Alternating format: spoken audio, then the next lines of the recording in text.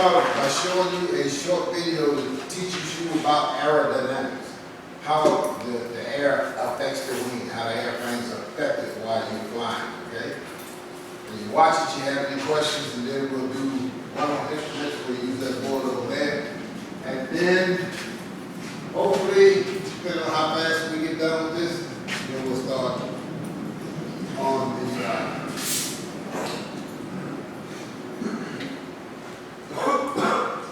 we get on the cellular and do a little stuff.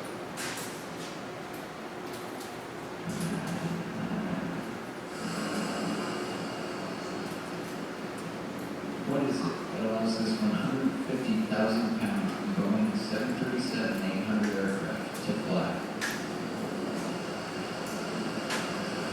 Okay, well, large jet have them come back here. I'll have them come back here, do a politics. Can climb thousands and thousands of feet into the air. You want to bring one of them here? Visit the two jet engines, both of which produce around 37,000 pounds of thrust. I'll be here a long time. With a mass of 112 foot-wings. Everybody hear that okay? So what is it about this aircraft that allows it to fly? Find out on the aerodynamics that fly.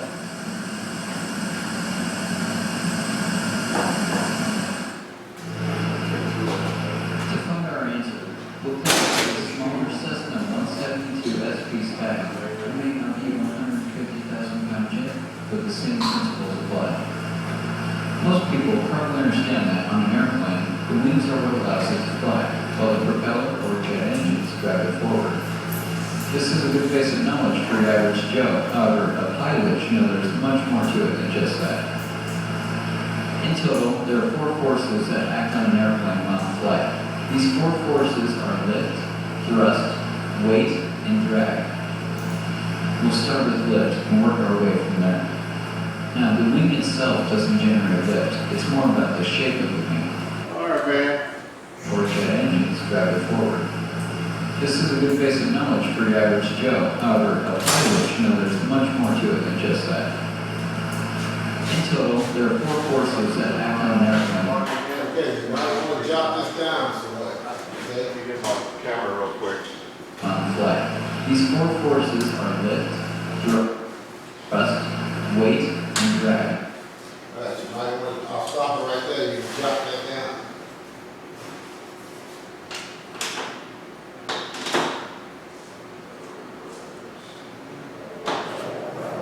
Everybody get it down, there we go.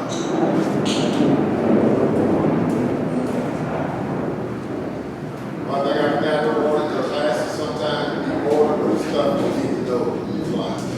We can't have you guys back there. If you tell you know what the airplane is doing, otherwise you get in trouble, you don't know what to do, so therefore, everybody got it? We'll start with lift. All right. Well, it's gonna show it again, it'll show it one at a time, don't worry about it. Work our way from there. Now, the wing itself doesn't generate lift. It's more about the shape of the wing. The wing is shaped like an airfoil. In normal forward flight, wind passing over the wing. Okay. You notice he said lift, he said the wing does not generate lift, right? Okay, so what happens is the airfoil. What is the airfoil? The airfoil is the shape of the wing, okay? That's what generates your lift. Which way does lift go? Up, okay. Remember, airfoil is the shape of the wing. They come in different variations, right? And we won't get into symmetrical and all that stuff right now because it's way too complicated for y'all to. Called relative lift is what helps the airfoil generate lift. When air is moving across the airfoil, it is forced to move faster across the top than it is along the bottom. The slower moving air across the bottom puts more pressure upwards on the wing than the faster moving air across the top. This in turn creates lift. This is known as. Okay, what creates the lift? The air moving faster on top than the bottom.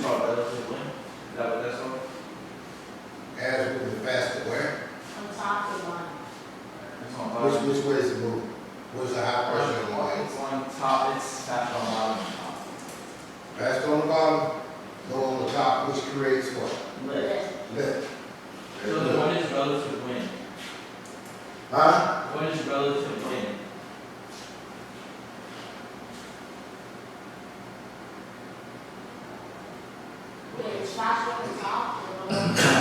Goes along the bottom. Yeah, this He's slowly moving air across the bottom. high pressure Puts is more bottom, pressure lift upwards is on the relative wing, wind. then the faster moving air More across pressure the on the top. top. This in turn creates lift. This is known as Bernoulli's principle. So while the wings are creating the force of lift, which is pulling the aircraft up, we also have the force of thrust pulling the aircraft forward. This is created by the propeller. Okay, thrust is created by what? Okay? When the propeller's turning, which way is the wind from the propeller blowing? It's going from. It's going right, it's going clockwise. No, which way is it? Yeah, the propeller's turning clockwise, but which way is the wind going from? The wind is going to the back. To the back. Okay? So we got lift, we know what gives the airplane lift, low pressure, high pressure on the bottom, low pressure on top, creates lift. Okay? Thrust pushes the airplane what? Forward. Forward. So you can say that lift and thrust are two forces helping the airplane fly. Now let's look at the other side of that, the two forces that counteract these two. Those forces would be weight and drag. First we'll look at weight. The material used to build this aircraft, along with the pilot and baggage weight, known as payload, and the field weight, all make up gross weight. Gross weight, along with gravity, all act as weight holding down on the aircraft. In order for an airplane Okay, gross weight of the airplane, what does that mean? It's everything that's pulling the weight. It's everything that has weight that's on the wing. What did you say? Okay, what is the gross weight of the airplane? The baggage weight, the plane weight. Empty. Just to put it. The gross weight of an airplane empties everything in it except for the baggage. That is the total weight of the plane. Okay? Total weight of it.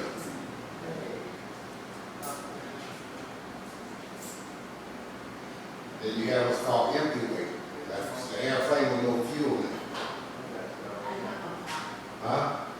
Well, no, you just want the weight of the plane. You don't worry about the gas. Because see, what's going to happen, you're going to determine the amount of fuel that you put in it based on what you're carrying.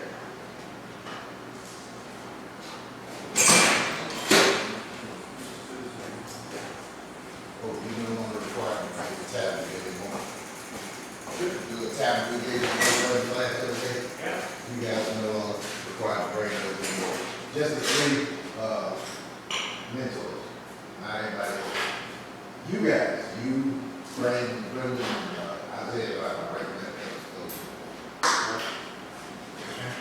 So, let's say that the max weight, I'll give you just an example, max weight I can carry, that's 172, say, let's say it's 150 pounds, okay? Let's say the two of you are flying, you weigh 50 pounds, he weigh 50 pounds, you got 50 pound suitcase, he got a 50 pound suitcase, how much weight is that? 200, okay? Now, let's say,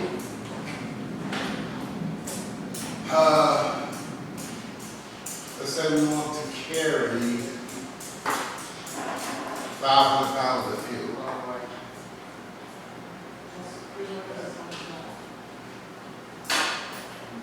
No, that's 150. It's like 150. Good thing. 150 pounds. We're already at 200, so that means what? We're way over that 150. Okay? That's where you got to be careful. All right? Just remember that. to fly, This stuff the lift is showing generated is by the important. wings must be equal to or greater than the weight of the aircraft. If your aircraft is over gross weight and your wings cannot produce enough lift to get you off the ground, the results can be disastrous. Under Flight Simulator 10, in the Free Flight menu, the Fuel and Payload button can take you to the settings to adjust the gross weight of your aircraft. Your payload, which is your pilots and your baggage. Okay, here we go. Right here, we got empty wing. That's what the airplane weighs empty, okay? You don't have to write this down. The payload, that's the payload that's gonna be in there. That is the fuel that's gonna be in there. That's the maximum gross weight of the airplane, which is max, it can be allowed. That is the maximum amount of fuel that you can put in the airplane. You can't put any more fuel than that in the airplane. Okay. Now, you may not be able to put this much fuel in the airplane, depending on what you're flying, and what you're doing, and where you're going. Okay? But it's just an example of what it looks like. And these calculations are in all of these simulators. So you can actually go into one of the simulators, you can change any of the fuel quantity, weight quantity, you can do all that stuff in those simulators, but we're not going to do that.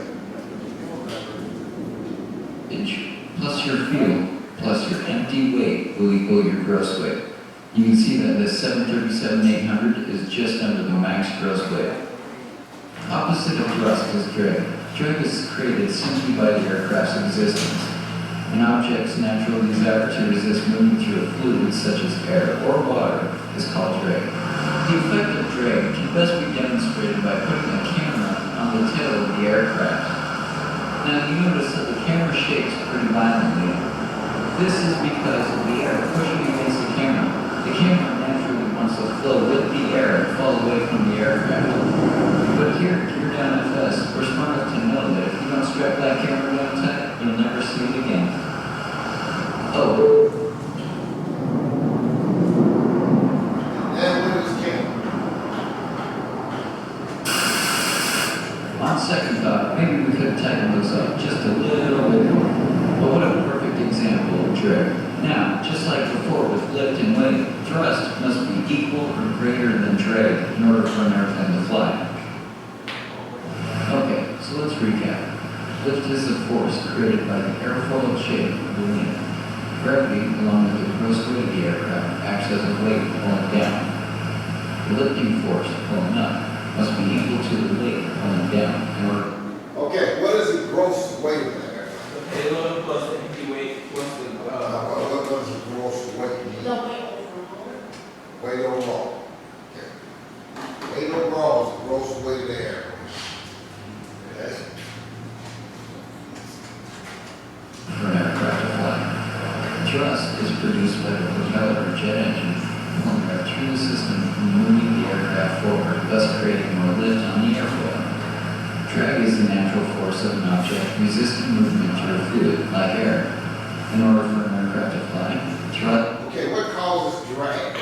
the one to resist moving through a fluid. Okay. Economy. What effect does the airplane have on drag? I don't understand. Huh? I can understand. What effect does an airplane have on drag? What The effect? enemy doesn't fly. It's just needed. It Because could. you dragging this thing that weighs so many pounds through the air. So, you know, that's what causes the drag. So, thrust and drag kind of work together, okay? Thrust has to be equal to or greater than drag. In order to get the airplane pulled in the sky. Okay? You understand that? Yeah? This must be equal to drag. So, the two rules that govern whether an aircraft is able to fly or not are thrust equals drag and lift equals weight. So, do you think you're ready to explain how this large 737-800 manages to fly? Follow along with me as I explain the aerodynamic forces acting on the 737 as it takes off. Notice right now how the aircraft is not flying, obviously. You can say that the lift generated by the wings is not equal to the weight. It is actually less than the weight right now. However, once the aircraft taxis onto the runway and begins applying thrust, the relative wind, which is the wind passing over the airfoil, increases, thus producing a stronger lift effect.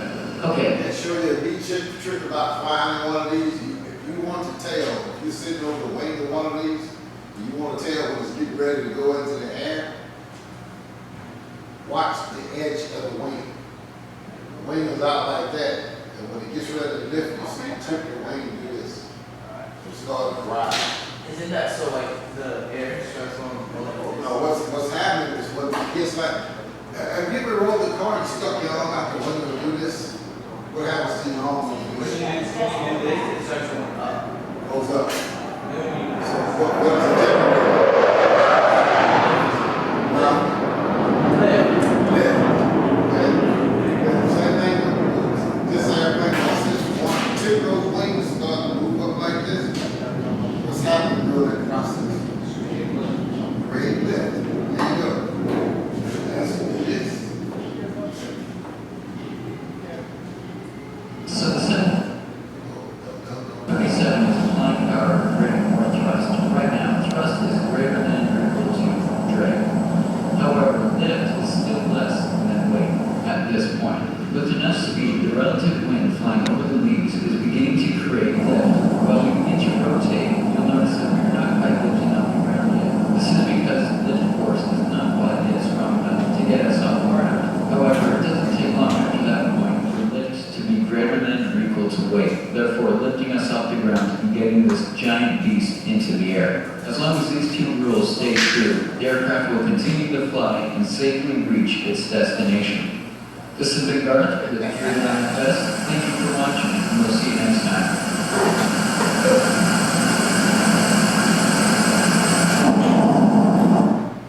Okay, any questions? No. So what are my four forces? What do I got? lift, drag, thrust, and weight. Okay, where's lift? Lift is at the top. It's on the wings. Where's drag? Drag It's it at the down back back. of the plane. Where's my weight? At the bottom of Thrust? the plane. At the front of the propeller. Very good. That's how the airplane flies. All those counteracting with each other, it makes the airplane go through the air. And the airfoil, depending on the different airfoils, as I said, I told you before, different wings, different shapes. You know, you got gliders, you got a real skinny, long wings. You know, the airfoils are different. Not a whole lot of wings that the wings probably not as wide as this bag on this, but they are really long. If you look at one, the wings are really long. And that's how they're able to glide around all that wing out. Okay? So, remember that every airplane has what they call a rotator or takeoff speed. Okay?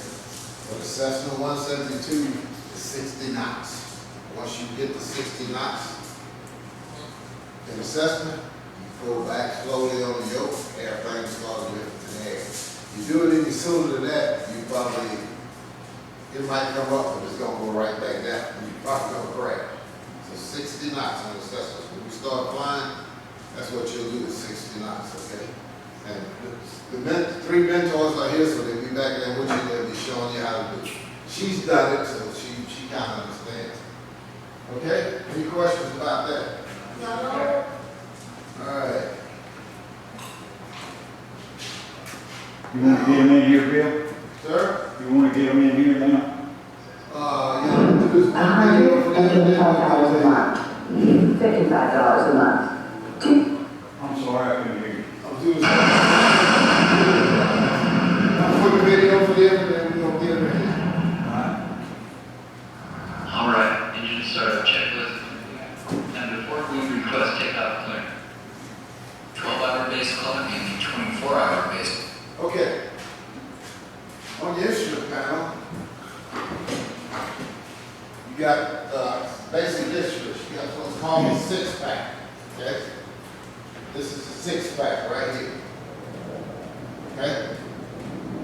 6 basic instruments. The rest of this stuff will show you what it is.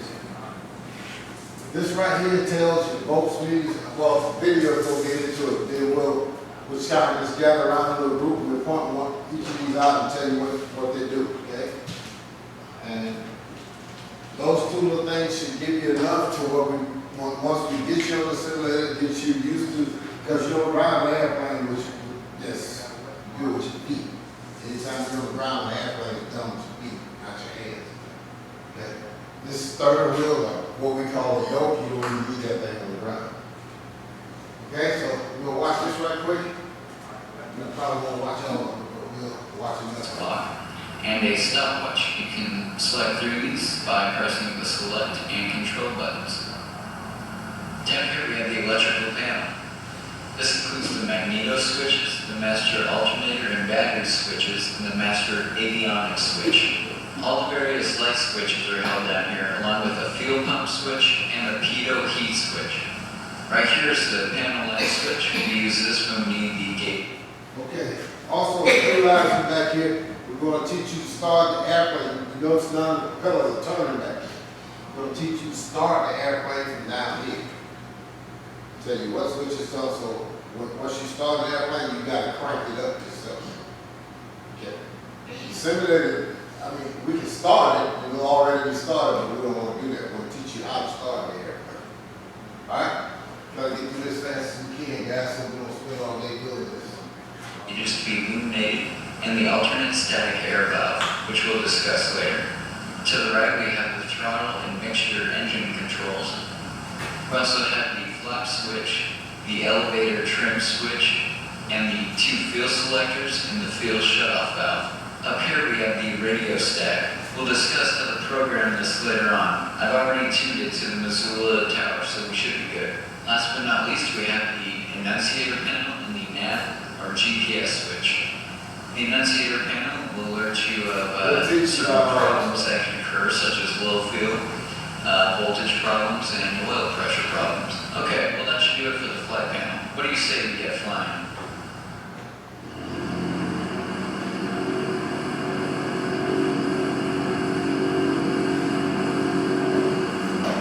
Missoula tower system 52 kilo alpha, ready for departure, runway 25 VFR to the west. Cessna November 52 Kilo Alpha, registered. Won't you two move over here? No, we look at here right here, go much faster.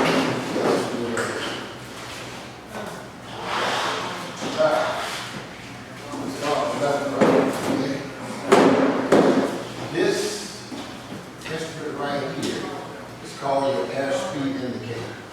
It's just like a speedometer in the car. It tells you how fast the airplane is going. Okay? That tells you, what's that called? Airspeed indicator. This is the artificial horizon. Okay? Right here, you see this line right here. The horizon. Okay? When you're looking out the plane, the top of this panel, when you're in the sky, will be right there with the horizon. That's why you sit. Now, the way you tell that you are level in this airplane, this line is just like it is now. The airplane is level. What happens if the blue part goes to the bottom? That means you're upside down. Right? You're gonna crash. No? That means you're not level. You're not level, and you're going where? Which way? Down. Side no, up. I mean, you're going sideways. Wait, if the blue is at the bottom, Yeah. I mean, If it's sitting just like this, and the blue goes below this line. that means Which you're way you going going? up. Okay. you're either. The bottom part of it, if it's above the line, that means you're climbing. If it's below the line, You're it means driving. you're going down. Okay. Now, when you make a turn, this line will do this. Okay? And if I look at that line, it's like that. Top up here, bottom down here. Which way am I turning? To the right, right. No, left. To the left. Opposite way? Right. Right. Okay. So we got what? Airspeed, Airspeed indicator. artificial horizon. This is still what's called altitude indicator. It tells you how high the airplane is. Okay. The little hand is like a clock. It works just like a clock. Okay. Now, if the little hand is right here and the big hand is on the line, how high? There's 100 foot. And a little bit. We only got 100 feet. 900 feet. If I put the little hand on the 3 and the big hand on the 1,000 feet. You understand how it works? Oh, Okay. 100, 200, 300, 400, 500, or 2, 4, 6, 8, 1,000, 12, 14, 16, 18, 2,000. Got it? All right. Now, this instrument here is called an ODS gauge. You use that when you navigate. Y'all won't be doing that because All the OES gauge or just yeah, all three of them, they use for navigation. What they do is you set a radio frequency in over here, and it will guide, these needles will guide you to where you need to go. So what's Canadian, you have what's called VORs, NDVs, and all that stuff, non-directional beacons, and VORs and all that stuff. Those are direction beacons that tells you how to get there. These three here pick up those directional beacons, and it guides you where you want to go. During this course, you're not going to use these right here, okay? So, we worry about the 6-pack. That's all we worry about right here, okay? Now, this is turn coordinate. If the ball, which way would it go if it was turning right? go to the bottom. Go to the bottom of it. If you turn right, which way would that go? Okay, so here's wing. If I'm going that way, which way am I going? No, you're going right. Right? That way? You're going right. Okay. The ball will Okay, so quick review. You got that. airspeed indicator, artificial horizon, your altitude indicator. Altitude indicator. Okay? This one is called the heading indicator. Shows where you're going. Tells you which direction you're going in. Now, for the sake of this, we're going to go, let's put this down, we're going to go here. And we're going to do this. This, you draw, please, there you go. These, all two, nine, these sides, 1, 3, 0. This would be 7, 2, 7, 0. Okay? It's like a clock, 360. This is start at 001 and come all the way around to 360. 360 degrees. 360 degrees. So, if I did this, and I'm heading west, and I'm going that way, where would the needle be if I was heading 275? Maybe No, tell me. like on deck. Tell me which number, what's the tick mark? The last one. 275, right? It's simple, it's very simple. Okay? Now, basically, we teach you just to use the 6-pack. And these are your main instruments we want you to use. All this stuff over here is important, but for the purpose of this course, we don't worry about it because we get you to use these. We teach you what we need you to know. This is, okay, so right here we got Our airspeed indicator. Our artificial horizon. Airspeed indicator. no No, that's altitude indicator. Altitude. altimeter, Altitude. altitude indicator. Okay, Turn coordinator. You're heading. Directions. head direction. This is called Vertical speed. vertical speed indicator. What is vertical mean? Straight up. Or, Straight down. okay, tells you when the nose of the airplane is up or the airplane is down. In other words, when you pull back on the yoke and the airplane is going up, it's going to do that. The airplane is going down, it's going to do that. If the airplane is flying level, it's going to stay right there. Okay. Any questions about that? Take a 5 minutes break and we'll come back in.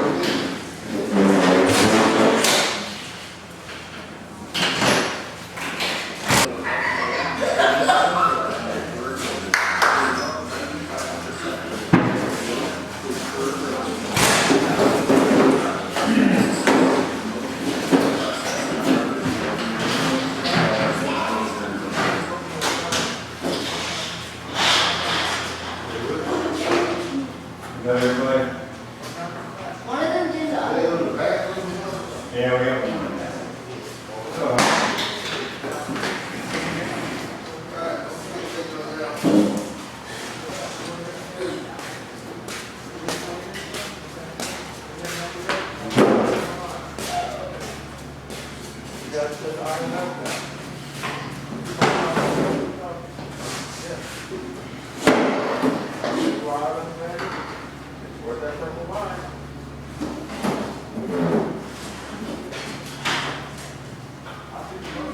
Okay, guys.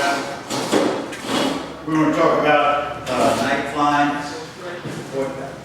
What kind of problems can we encounter? What can happen at night? All that kind of stuff. First off, how do the eyeballs work? What makes them work? Light. How do they? Light. Yes, absolutely. They process light. Now.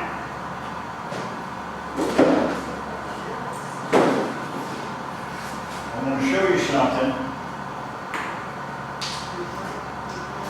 All right, come on over here. Oh, we don't need that flashlight in the All head. right. Now, put this hand over this side, just like that. All right. Now I'm going to shine this light in your eye.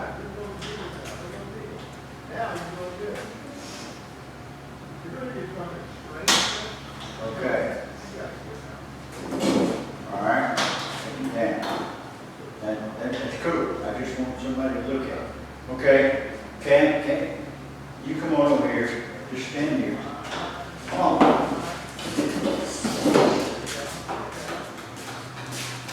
Now, I'm going to shine this light on his eye. You're going to see that little dot in the middle get smaller. All right?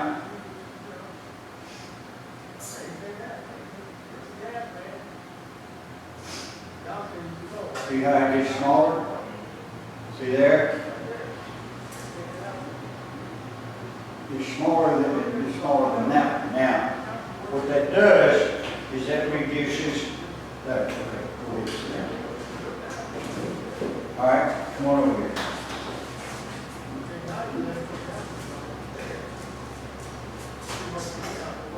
Okay now. See that little dot in his eye? See how it's getting smaller? Oh, there, man, come on. Whatever you do, don't pull back. What it's doing is adjusting for the light, this bright light. All right? Okay. Come on over here.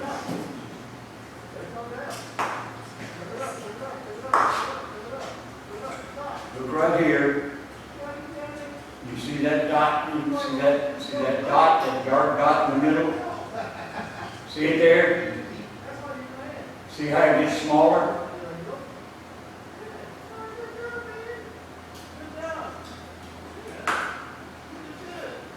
It gets smaller and larger, and smaller and larger. Does that make sense? Okay. I'm going to use you as a guinea pig this time. Or you can see he's too tall. Use him. Okay. All right. Great. How do you do? Now close your eye. Okay. See that dot in the middle? You good? See how it gets smaller? The light, the bright light makes it smaller. Okay? Does that make sense? You see it? You know what I'm talking about? Good. Come here. I'll fix you.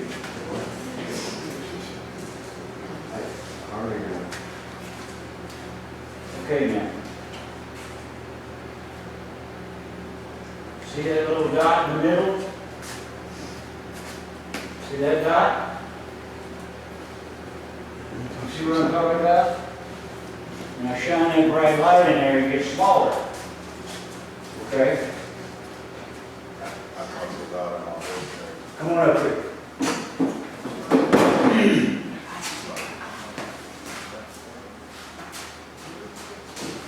All right. Come over here where you can see it.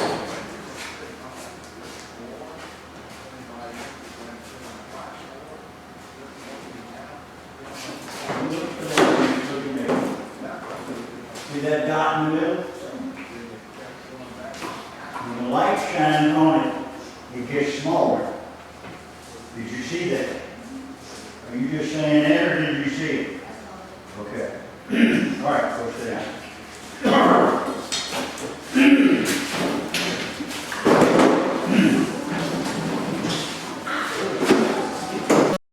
If you're going to see something, you got to have a window to look through. All right?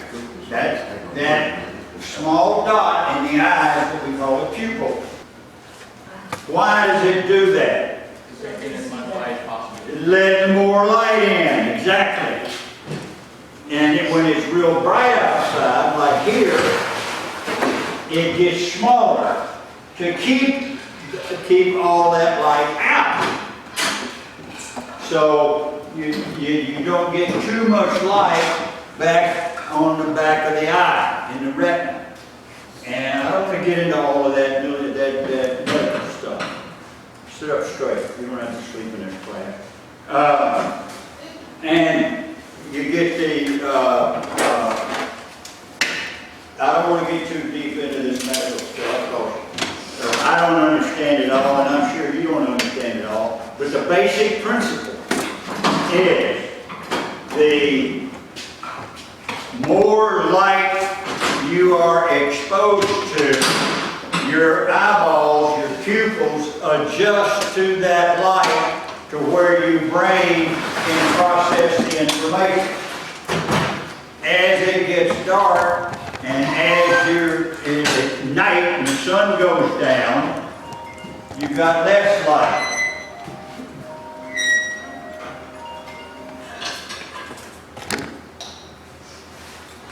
The less light you have less light, so it's more difficult to see. Consequently, the pupil opens up and it gets as wide as it can to where you can see.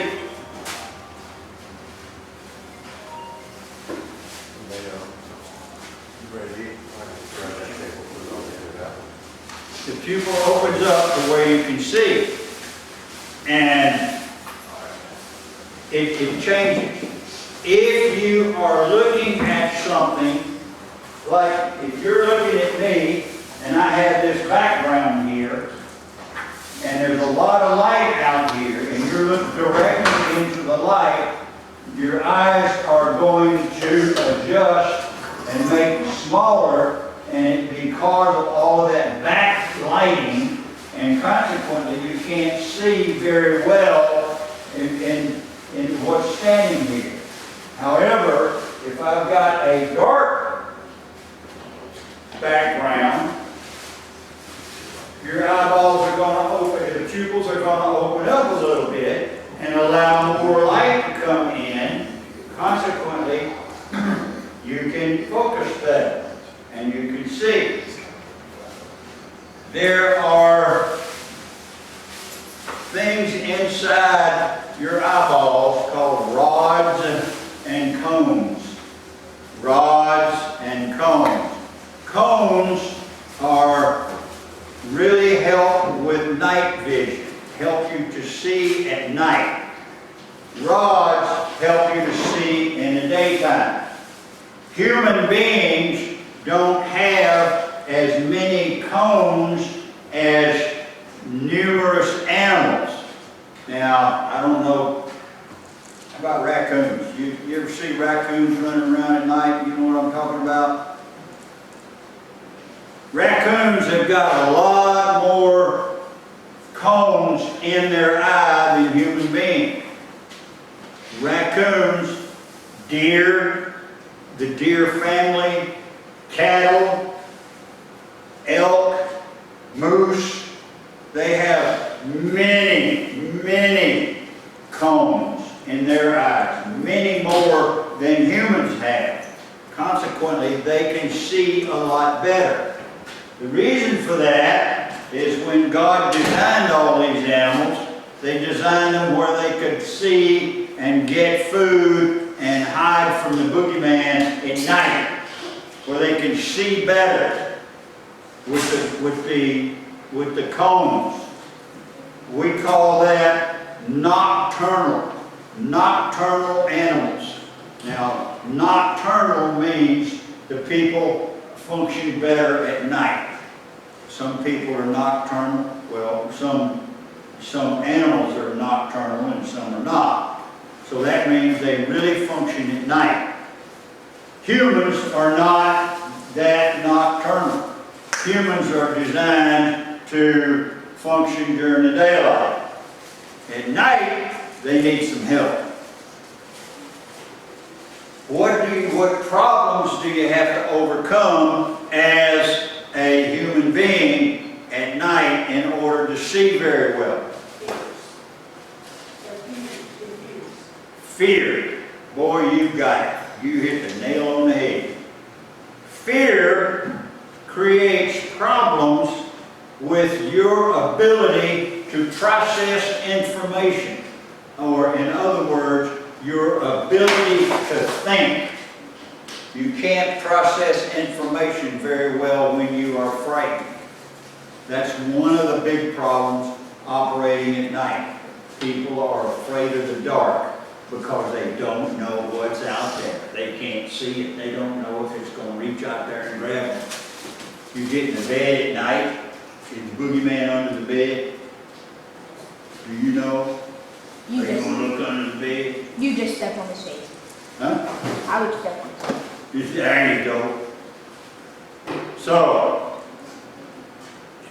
fear is a big problem. However, you need to be able to see. What are you looking for?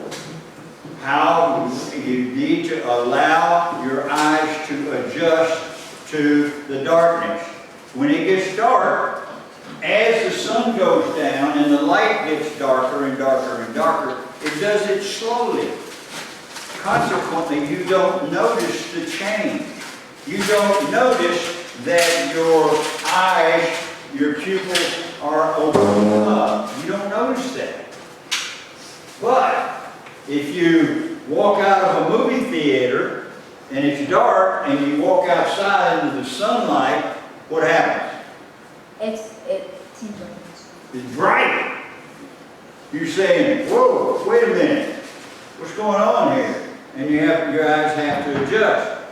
As you get older, your eyes don't adjust as quickly as they do when you are much younger.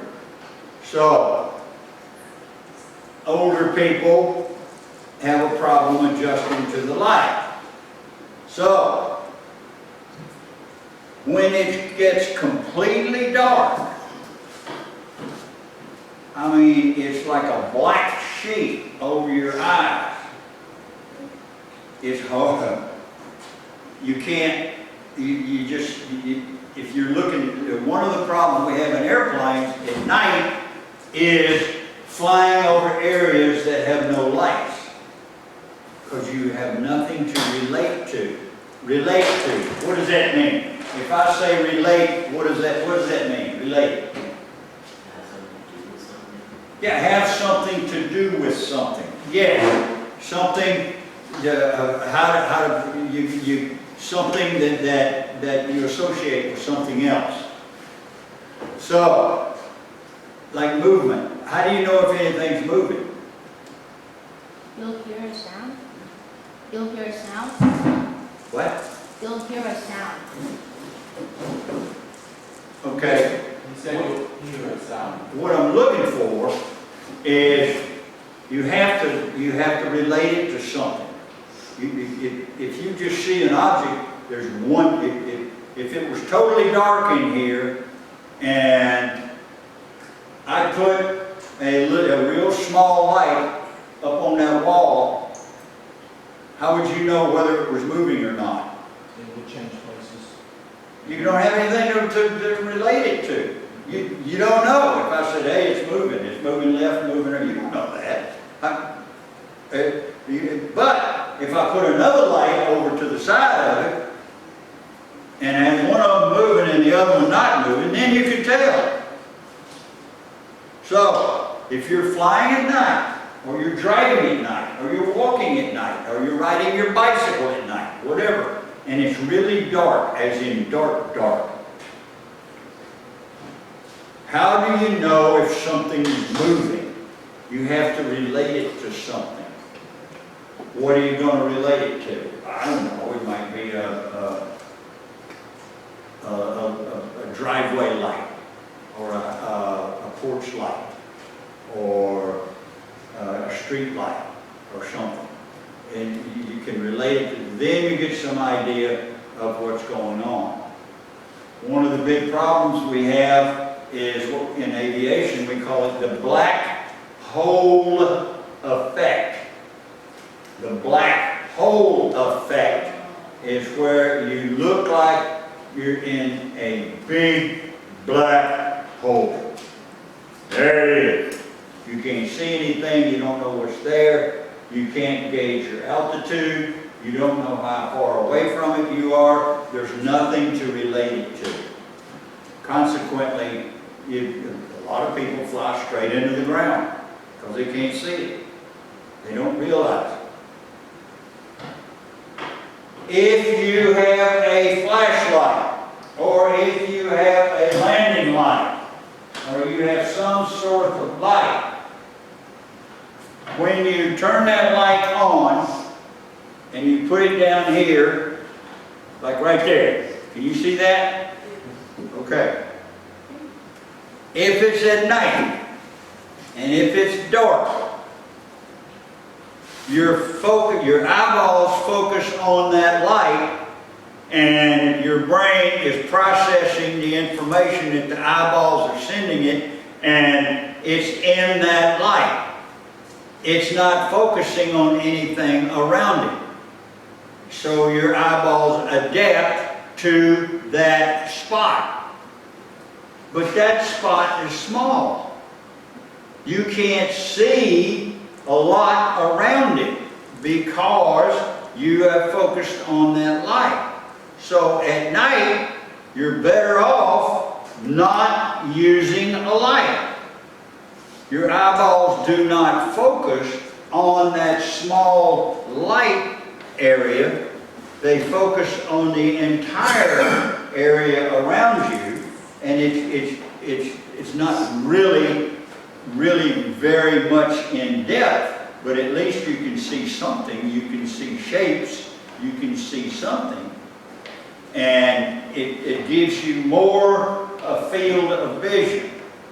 Field of vision. Does that make sense? That makes sense to you, field of vision? What's field of vision? Me. Yeah, you. Okay.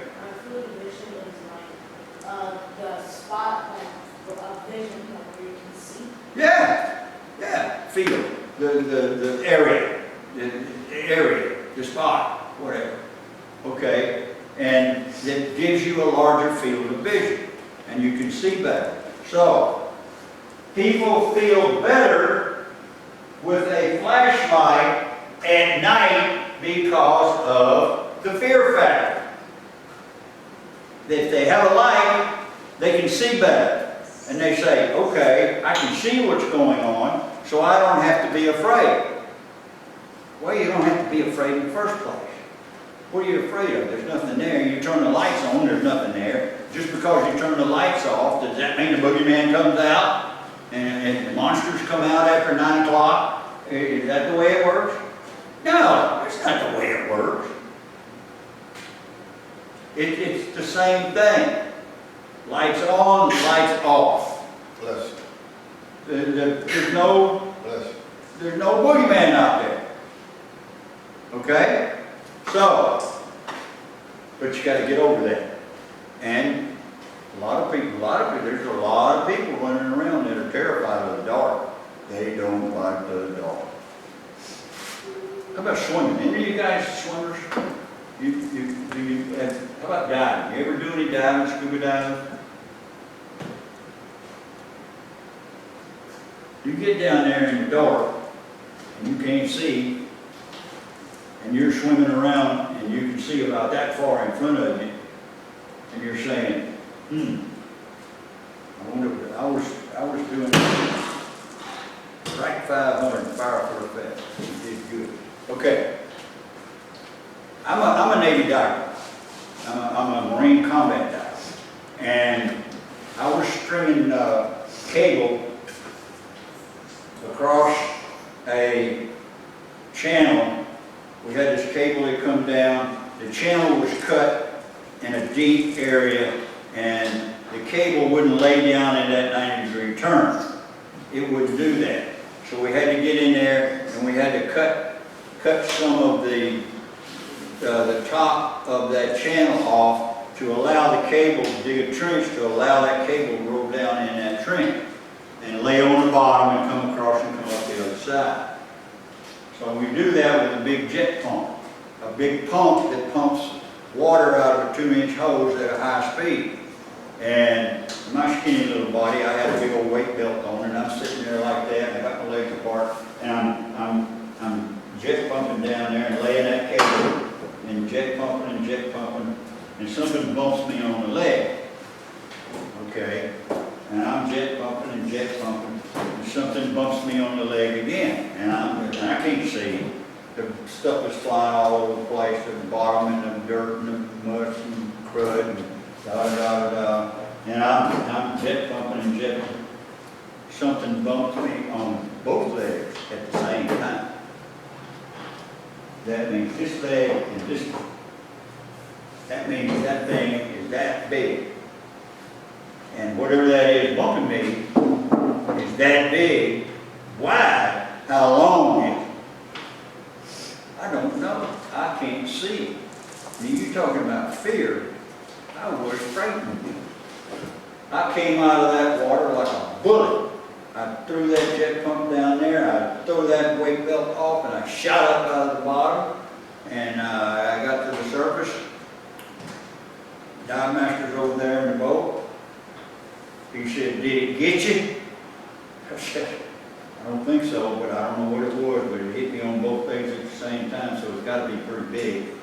He said, "Well, probably one of them big old snapping turtles or a catfish.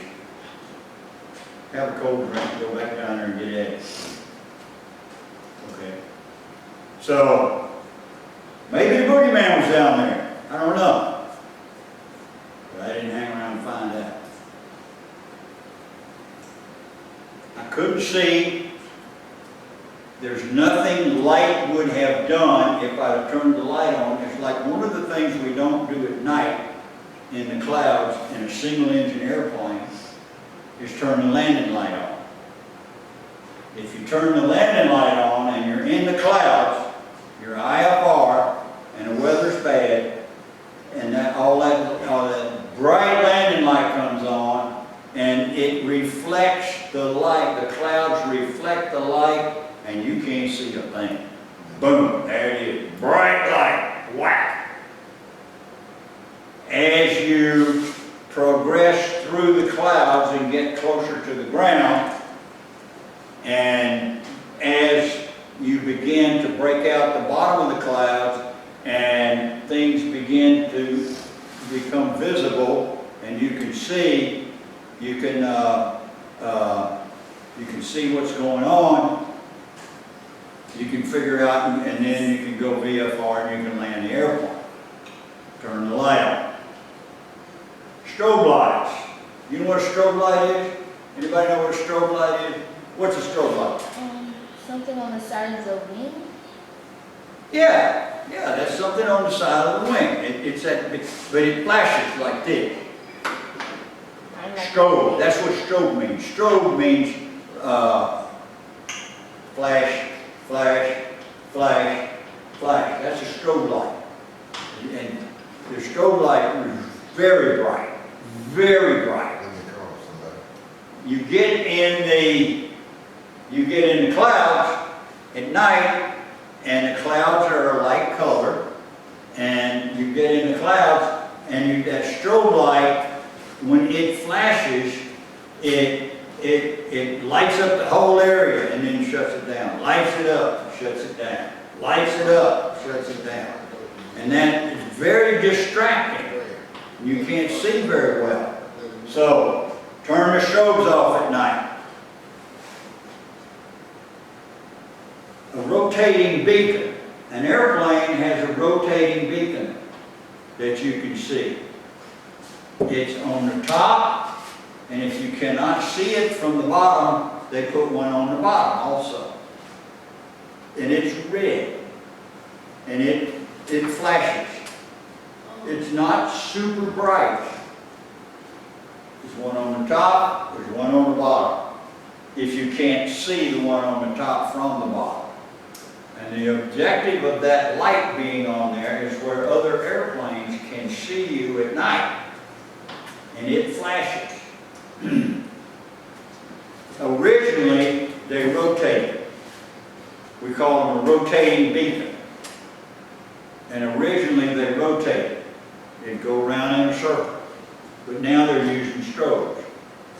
They're red. They're not near as bright as the bright white strobe lights. They are a strobe, but they're much, much dimmer. They're not as bright. Okay? And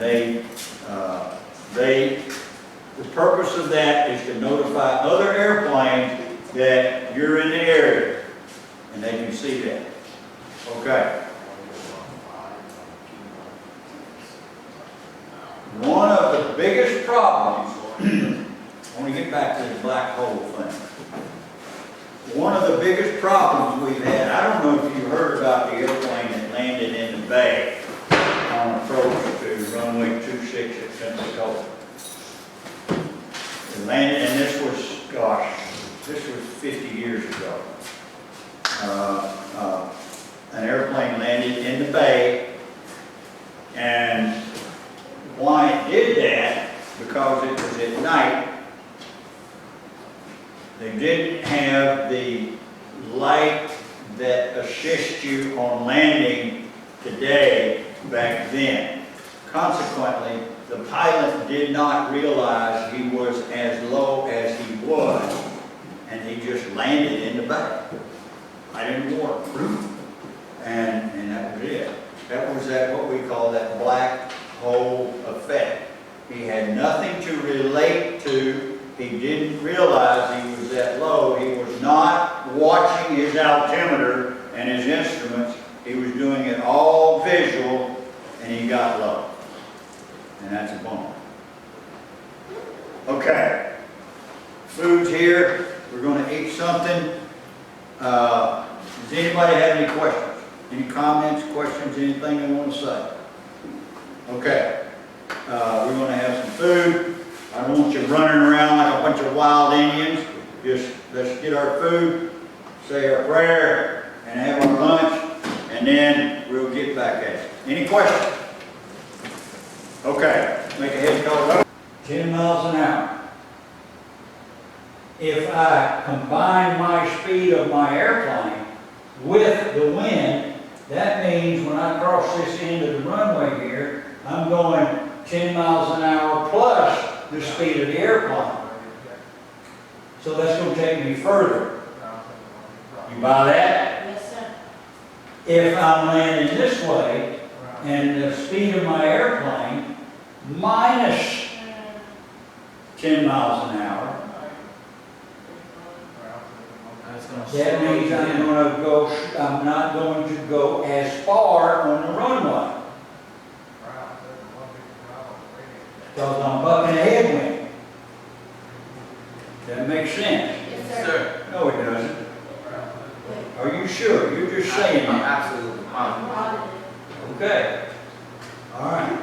So, if the wind's blowing this way, let's call that downwind. So if this is downwind, what's this? Upwind. Upwind. If this is upwind and this is downwind, what's this? Midwind. Midwind. Good chance, but let's call it crosswind. Oh, because it's It's not either one. It's not Yeah, it's to either the one. side. It's a crosswind. Okay? So, this is This is upwind. Downwind. This is crosswind. This is downwind. Well, what are we gonna call this? Crosswind. Well, we already got crosswind. Big wind.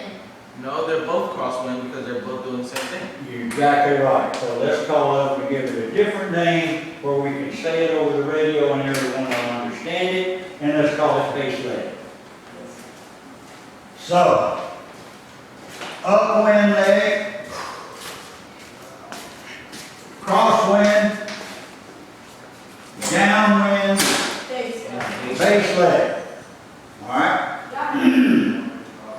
So if I'm out here and I can't see you, and I'm in another airplane and you're landing over here, and the name of this airport is Atmore, this is Atmore Airport.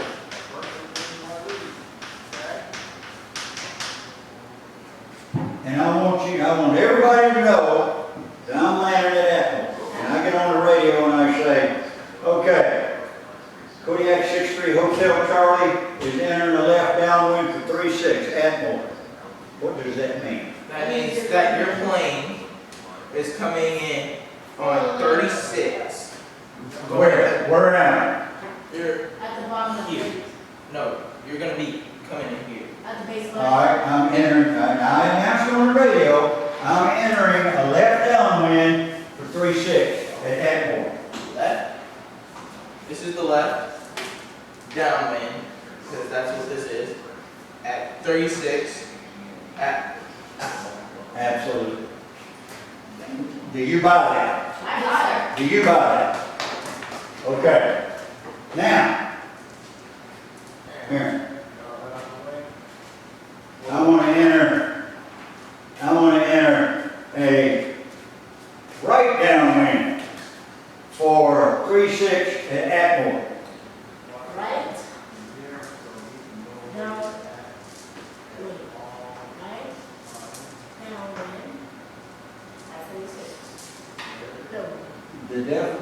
It's on my left shoulder. If I'm here, it's on my left shoulder. I'm saying right. Right. That means I'm over here. Up. Okay? Right. Up. No. You're coming in down. I'm entering your right downwind. Everything against you is going to be called downwind. Right. Down. If the airport's on my right shoulder, I'm on a right downwind, or a right base, or a right crosswind.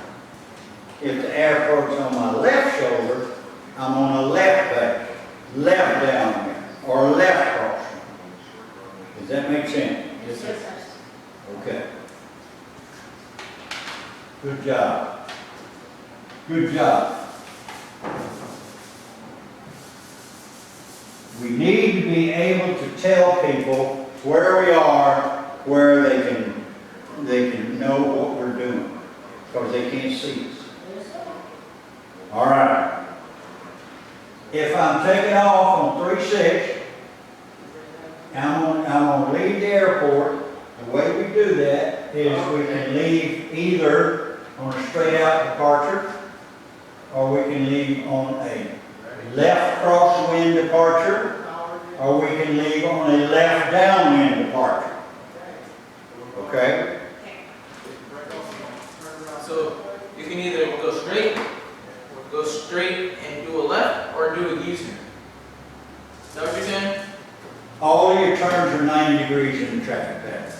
You never have a circle. You're going straight or left, and then straight or U-turn. You're on the right track. You're on the right track. Straight left, Left, straight. or left down. Okay. Oh, so in the left down, you're coming in from this side. Like this is where you're at. Yeah. Okay. Okay. All right. Got it. Okay. Now, what we're going to do is we're going to get on a simulator, and we're going to do some. We're going to get into traffic pattern. We're going to take off. We're gonna go out, we're gonna get to somewhere in the neighborhood of 400 or 500 feet, somewhere in there. Then we're gonna turn left, what? Left crosswind. Left crosswind. We're gonna go out a nice little distance away from the airport. Now, when I say a nice little distance away from the airport, what do I mean? You don't know, that don't make any sense to you. What do you mean? Tell me something I can Go work out. It means go out until you think you're far enough. with. Yeah, boy, you got it. Now, what does that mean? The wind, if the wind is blowing this way, and you go out here for 40 seconds, you're gonna go this far. But if the wind is blowing this way, and you go out here for 40 seconds, how far are you gonna go out? You're not gonna go as far. Make sense? Yes, sir. Okay. So, it varies. You know, how far do we go away from the airport until you think it's right? Try it. If it works, fine. If it doesn't, do it over. Okay? So, we're going to take off, 36. We're going to go till about 400 feet. Okay, 350, 500, whatever. Not a big deal. And we're going to turn left, what? Left crosswind. Left crosswind. We're going to go out how far? I don't know. Far enough. Now we're going to turn left, what? Downwind. Downwind. By the time we get about here, we're going to be at 1,100 feet on the altimeter. We level off at 1,100 feet, and when we get to 1,100 feet, we're going to bring the power back to 2,100 RPM, I'm sorry, 1,900 RPM. And here's our landing point. Right there is where we're going to land. We're going to touch down right here. Yes, sir. So we're coming on the downwind. Here we come. We get to that point right You there. gotta do a left, Right. Not yet, not yet, not yet. We pull all the power back. We put in one notch of flaps. All power off. One notch of flaps.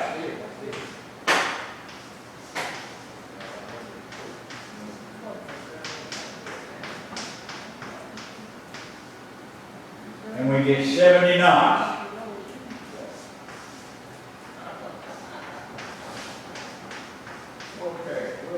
And we hold 70 knots. And we're going to get out here somewhere to where that's our airplane.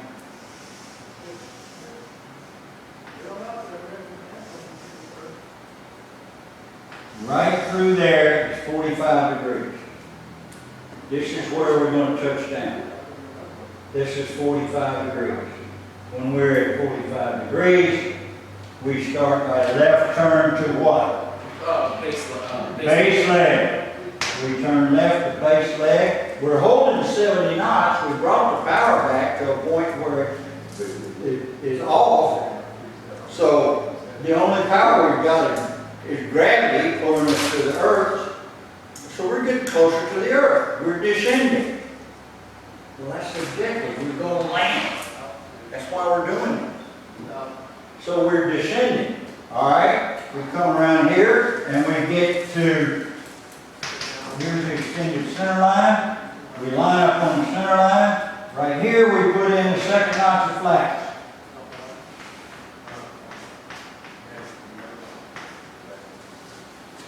Second notch of flaps. 70 knots. Descending. Now we're going from base leg to what? Upwind. Final. I didn't tell you that. We're going to final approach. We're on final. Now we're following final. We get to where we know we got the landing made and we put in full flap.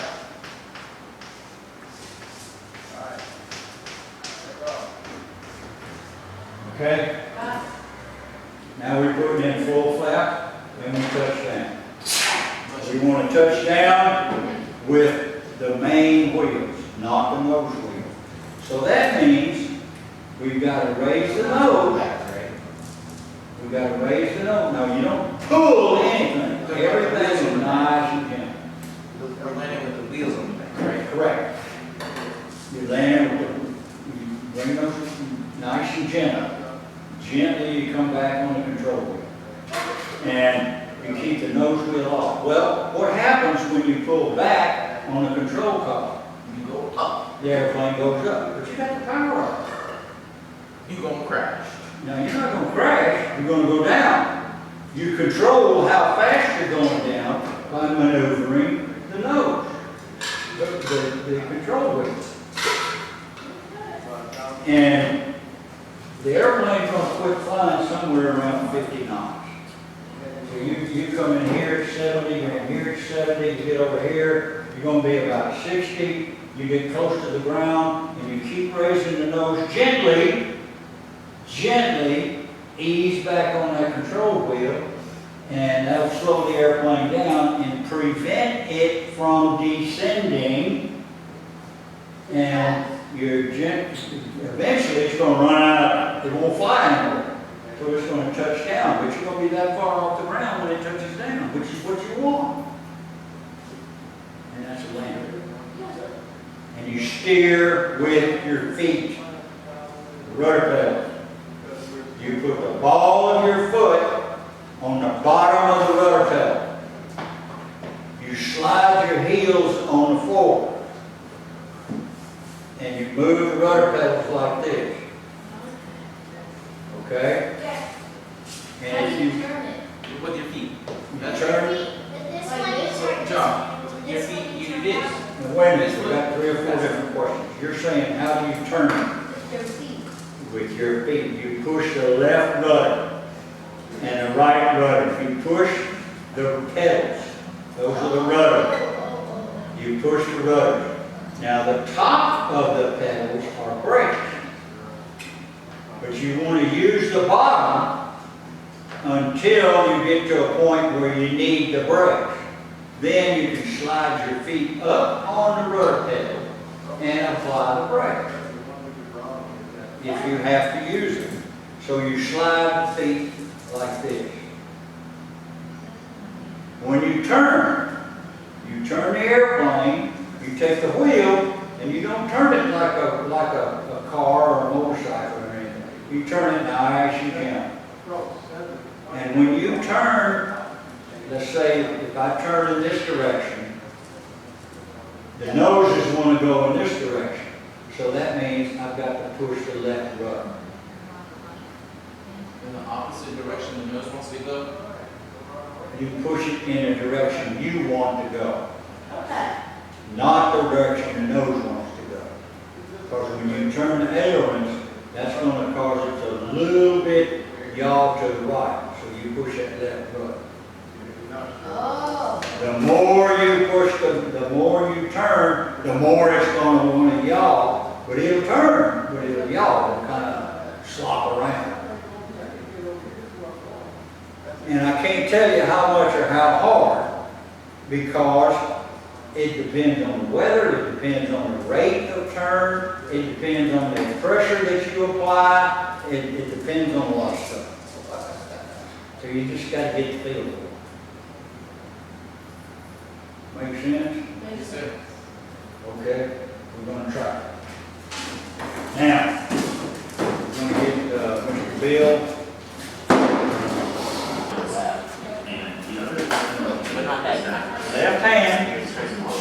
Left hand down, right foot forward, or left foot forward, sorry. Right hand down, right foot forward. I know you watched that, Forward. man. You can hear it all the way over here. I'll show you next time. Right hand on. Amen. That makes sense. I got you. Does that make sense? Okay. All right. Okay, instructors, go ahead and get them started, get the engine running, taxi out to the runway, and take off.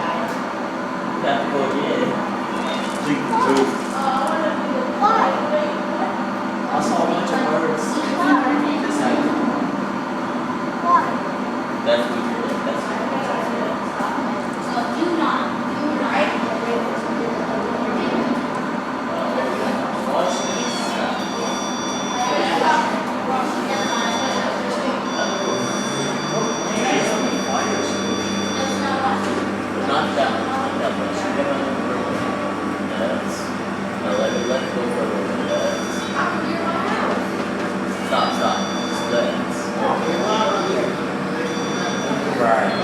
Airport, right? That's not Right. That's right.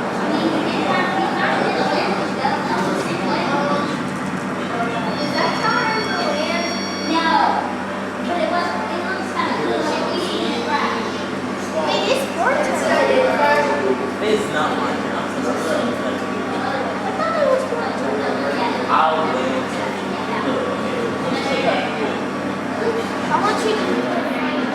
I'll show you how to. I will support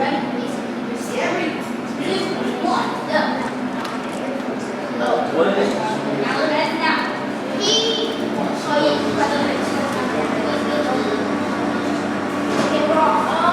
I landed somewhere that wasn't in the airport, but I still landed. I landed somewhere that wasn't there. He crashed his plane, left his indicator. Stop following Jesse.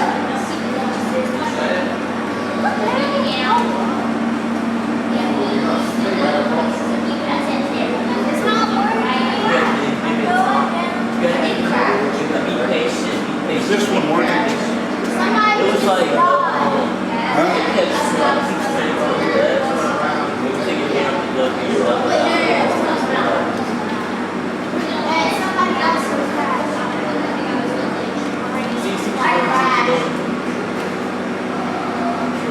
Stop, let go.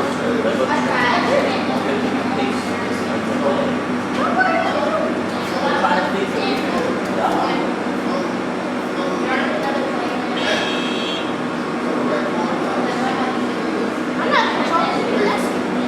That was you guys.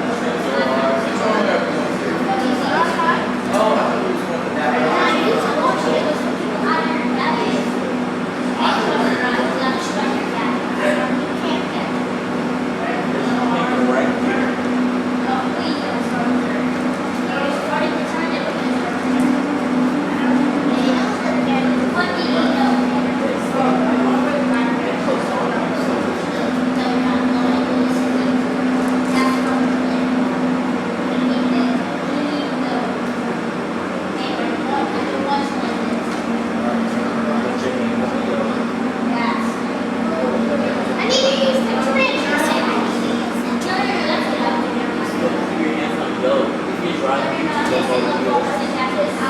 Yes, because I steered my plane. And somebody thought he was doing magic. Yeah, and then that was I stared at his knee because it was on his shoulder. He was like he putting lotion or something on his face or something. Okay, but that, but still, you don't let go of the yellow. You need to grab the yellow. Am I supposed to turn it? I'm trying to get you to turn, but you won't grab the yellow. Turn left. Turn left. You could have just said that Well, I'll try in to the first place. grab the yellow. You could have just told me. We gotta get Well, that's how we have to. I'm saying, this.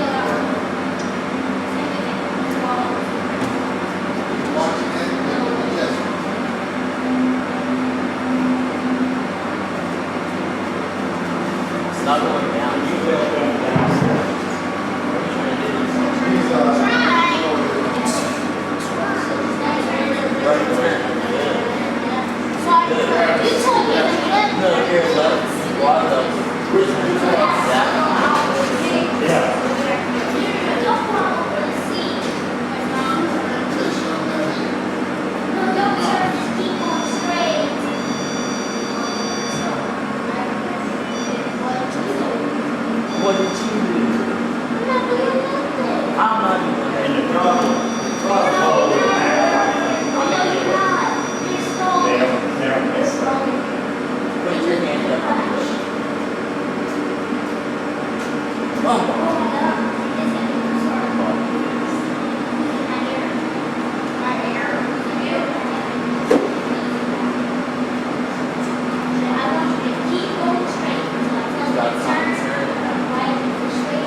Got it.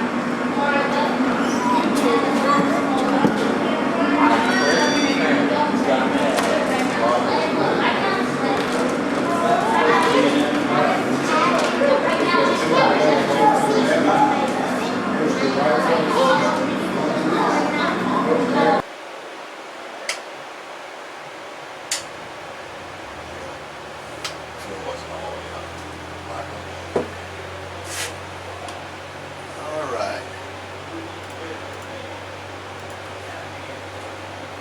Turn on the instruments when it's black ones. There you go. Okay, what is ATIS? 118.25, put that in there.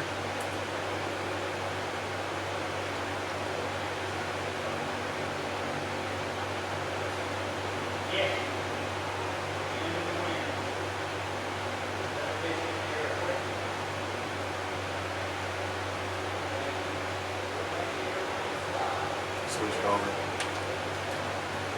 Stockton Metro Information Romeo, 1755 Zulu winds are 286 at 8 knots. That's what we're looking for. Visibility 10 miles. Altimeter. Skies clear. Temperature 29, dew point 12. Current altimeter is 3001. Arriving and departing runway 29 right. Right,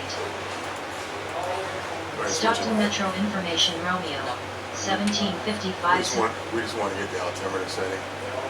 Okay, man. Ready to rock and roll. What's our ground frequency?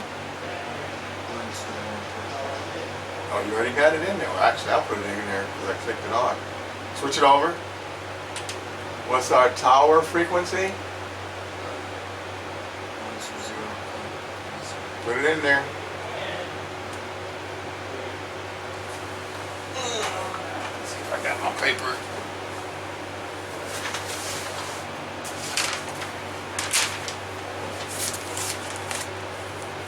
Okay, go ahead and read that real quick. Just read it.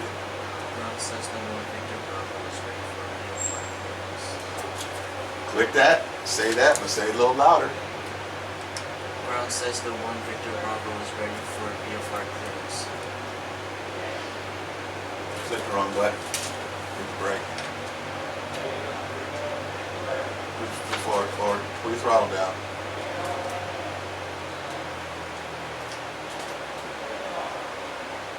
Okay. Click that red button. Do a radio check. Radio check.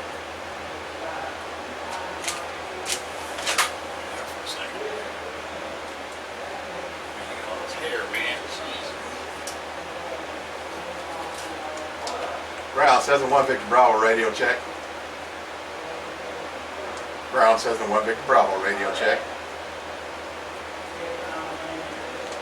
Ground says the 1 Victor Bravo radio check. Man. 12190.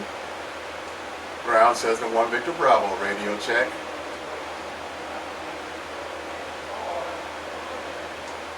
Ground says the 1 Victor Bravo radio check. Man, you must be jinxed. This thing was working good. Ground says the 1 Victor Bravo radio check. Restart this. Politics and crap.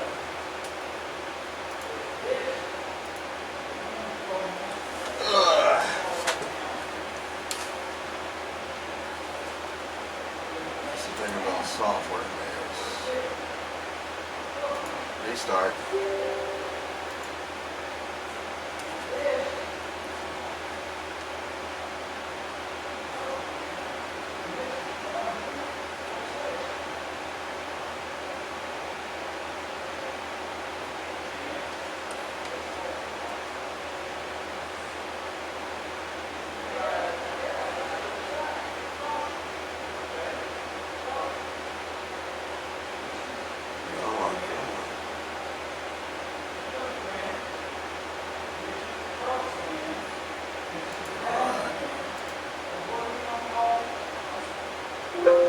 we go.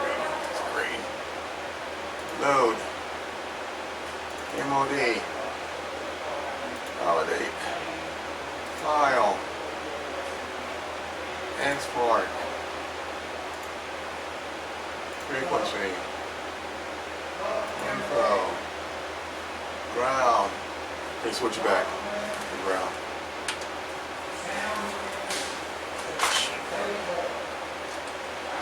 Ground says in 1 Victor Bravo radio check. 1 Victor Bravo, you are loud and clear. Just had to restart it. Alright, man.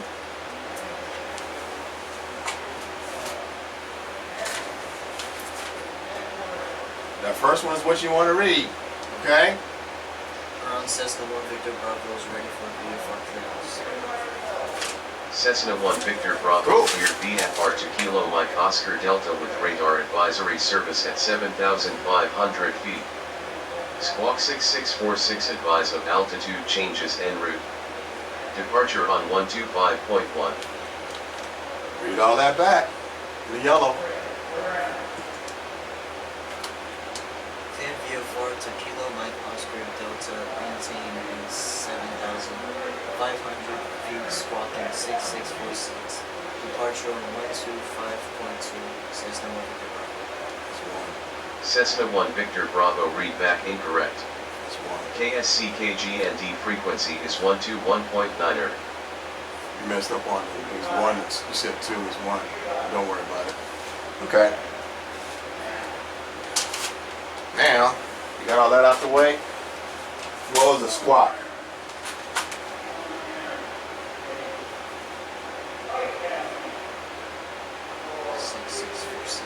Okay, you want to put your squawk code in here so he can know where you're at all times. What is it? 6646. 6646. Okay, enter. Oops. I get.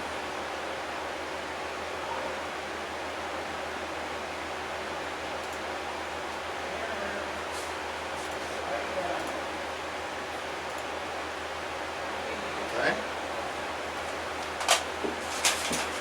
Now we're ready to taxi. You gotta say that first. He's gotta tell you where to go.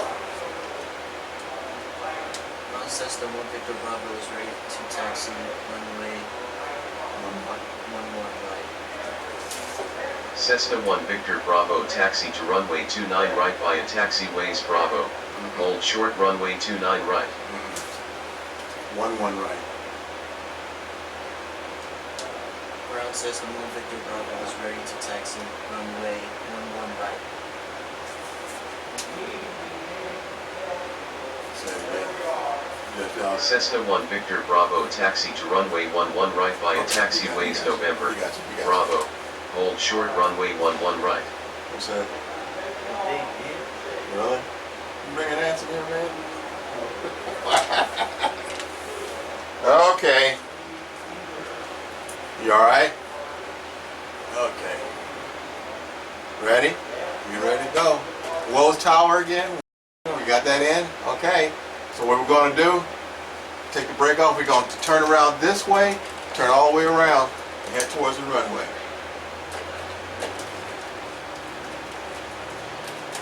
Maybe you got your brake on the... Okay, good, you got it.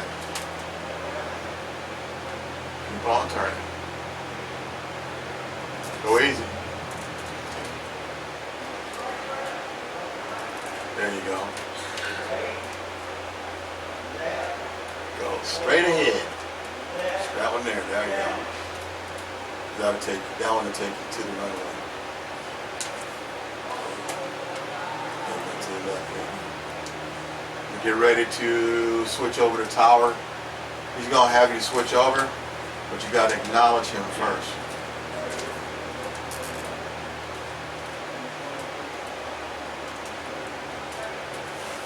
Doing good, man.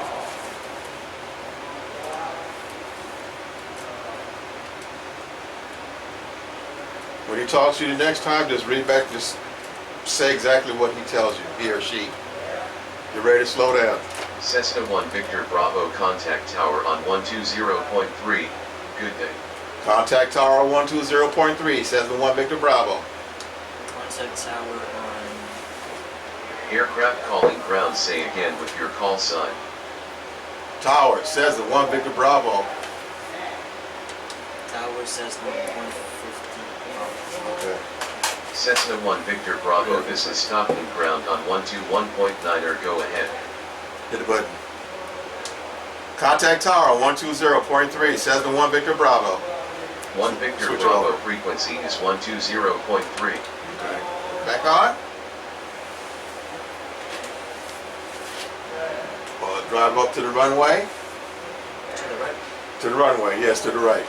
You want to go to that line and stop. It's going to be to the right, yes.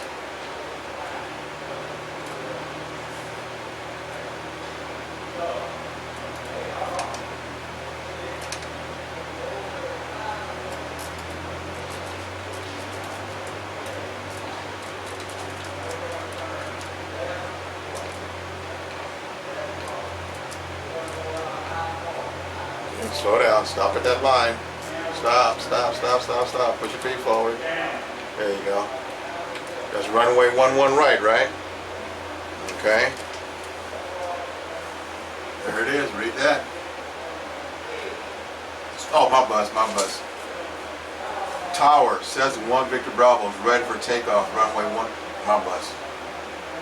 Tower, says the 1 Victor Bravo is holding short, runway 11 right. Tower says no.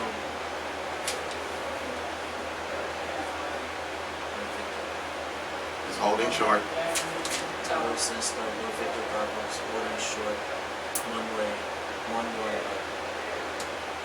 Cessna 1 Victor Bravo winds are 286 at 8 knots. Altimeter is 3001. Cleared for takeoff. Runway 11 right. Cleared for takeoff, runway 11 right, says the 1 Victor Bravo. Cleared for takeoff, runway 11 right. Really? I see it. Okay, I got one of you. And then says, you must have been standing in the ad bed, man. I don't know, I keep feeling something. You standing in something? Maybe they like them yellow shoes you got. Okay, where we at? Clear for takeoff, runway 11 right, says the 1 Victor Bravo. Clear for takeoff. Clear for takeoff. Runway 11 right. One way, 11 right. Says the 1 Victor Bravo. Says no Victor Bravo. That's it. Okay. Get on out there, man. If them ants don't get to you first. Take off. There's one thing we forgot to do, but you can do it out there on the runway. We're going to set our altitude. You can get on out there. We can set it on the runway because it only takes a second. You can manually fly your altitude. This one right here. To the right. That's where we're going. Runway 11 right. Well, it's good to have a preset already. You can set it in the air. But we'll do it on the ground. Go ahead and stop right there. Turn that knob, put it on altitude, all the way up, 2,000.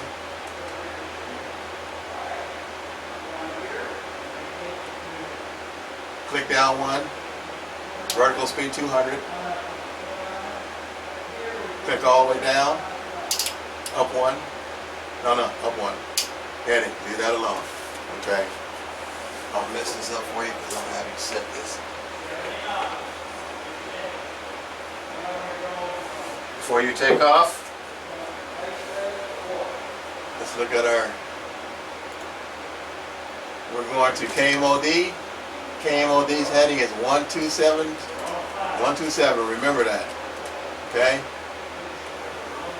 I hope you remember it. All right, man, get in the air. 1 knot to flaps. All right, take off. Doing good, man. Wish I had more time to do this communication thing, but it just ain't a lot of time. I want to do this the last time, this thing kept messing up. 80 knots, there you go. Remember, it's delicate, that stick. It's delicate. Use your trim. Use your trim wheel. Go up. Flaps up. Okay. Trim it up. Trim it up. Worse. Yeah, you'll be alright. Guess what? You're gonna have to deal with it. The airplane just came out of maintenance and the guy didn't fix the control rods right, so everything's all crazy. So you're in the air, so you have to deal with it, either that or die. Get to about 1,000 feet. Put that thing on autopilot in heading mode. When you get to about 1,000.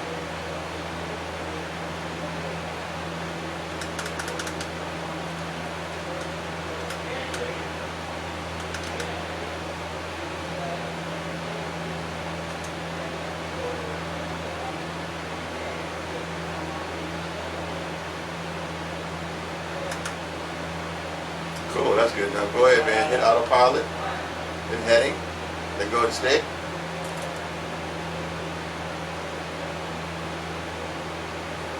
There it is, 127. It's gonna take us straight. We're out a little bit. You might have to dial it in a little bit more because we're so far away from that. We gotta get back on that line. Yeah. More to the right. To the right. Yeah, turn right. We're nowhere close to that line. Let me get the flight thing here so you can. That's about it. Yeah. Back out a little bit. Let me go ahead and get the chart ready. That's where we're going to KMOD. Cessna 1 Victor Bravo, contact normal approach on 120.9 or 5. Enjoy your morning. Yeah, so what do you need to do? Dial in 120 on the top. There you go. Fine. Switch it over. And all you're going to do is tell approach Cessna 1 Victor Bravo is at 2,000. That's it. Approach Cessna 1 Victor Bravo is at 2,000. Cessna 1 Victor Bravo, climb to 2,800 feet. Altimeter is 3000 at Modesto City, County Sham. Okay, she said 2,800. We ain't doing that. Says approach Cessna 1 Victor Bravo, request altitude change to 2,000. Approach Cessna 1 Victor Bravo, request altitude change to 2,000. Yeah. Cessna 1 Victor Bravo, roger. Thanks for the update. You're welcome. All right, so we're on our way, man. Getting on that line. You gotta constantly watch what's going on. It's just a simulator, but in real life, man, I mean, trust me, in real life, you will be aware of what's going on. And if you're not sure what's going on, trust me, you'll figure it out once you're in that air. You'll be like, wait a minute, shouldn't I be doing this? Where's the flight line at? My airplane's over here, I need to get it over here, this is where I'm going. That's if you already got a flight planned out. I remember I was flying the plane with TJ. I remember, yeah, years ago, right? We were in the air and I started feeling sick. And What? so, like, the air sick, and then he told me to, like, just he'll control it for me until I start feeling better. And then he told me to stick my hand, like, my fingers up the little thing right here. The opening glass. Yeah, and I didn't realize how strong it was. That air? Yeah, you're going fast, man. You're not in no car. You're doing about 100 plus knots. I thought they were going to rip off. Yeah? Because you figure in a car, man, on average, on a freeway, fast you're supposed to go maybe 70. And, you know, you're down here, you got a lot of stuff to block the wind. You in the air, ain't nothing blocking no wind, so you're going to feel everything. The last thing we practiced was no bank turn or something like that. Oh, really? Yeah, that's when he was a kid. About what, 12 or something? Yeah. I remember when you first came here, your mother, well, you told us about that. Where'd you fly out of, Ferguson? We were just going up above the beach. I mean, where'd you get the flight from? Oh, Where'd you take off from? Airport? Okay, somebody you guys knew? Yeah. It was probably doing you guys a favor or something, because your mother worked out there, I think, didn't she?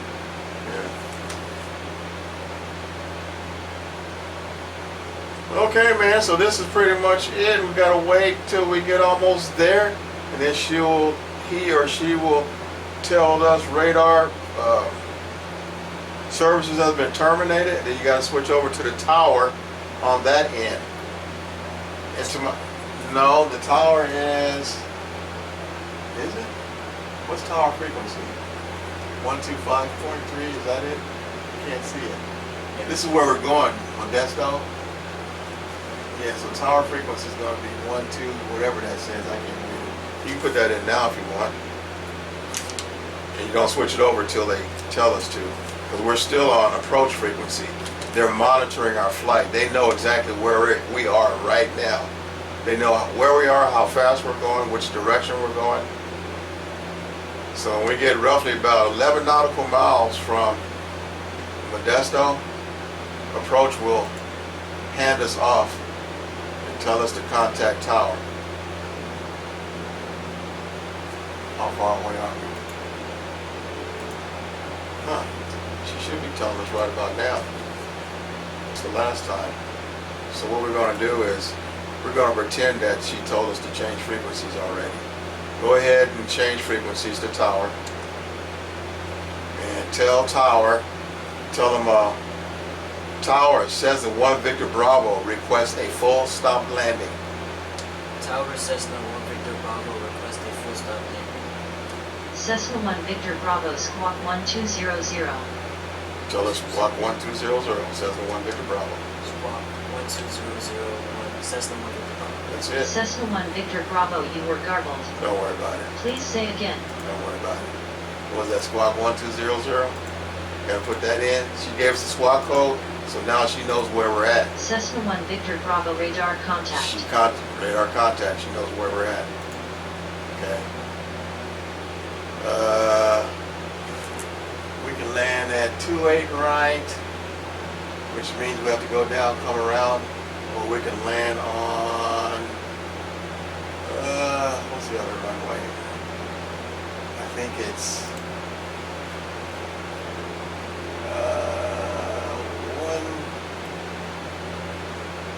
runway information, 10 left. Tower says the 1 Victor Bravo requests to land runway 10 left. See what she says. Tower Cessna 1 Victor Bravo request landing on Runway 10 left. runway 10 left. Cessna 1 Victor Bravo, say again. She didn't understand. You say it again. Tower Cessna 1 Victor Bravo request landing on runway 10 left. left. Cessna 1 Victor Bravo, roger. Thanks for the update. Cool. We're gonna land on runway 10 left. Cool. She accepted it. Huh? Alright, man, so we should be up pretty much there. We are 6 nautical miles. Airport's over there. It's in front of us. The runway is gonna be, I think, to our left a little bit.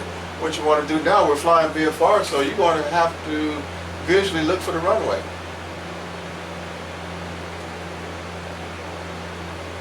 You looking? I'm not. I'm the passenger. Let me put this over here. I'm darkening it a little bit.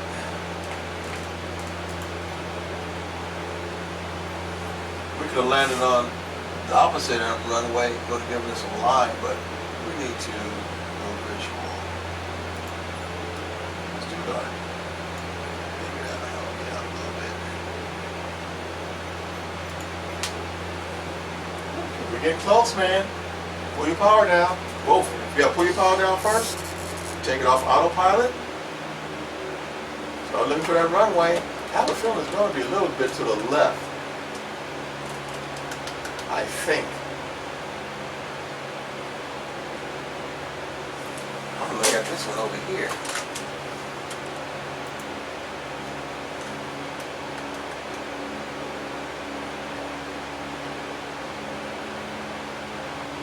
Go easy.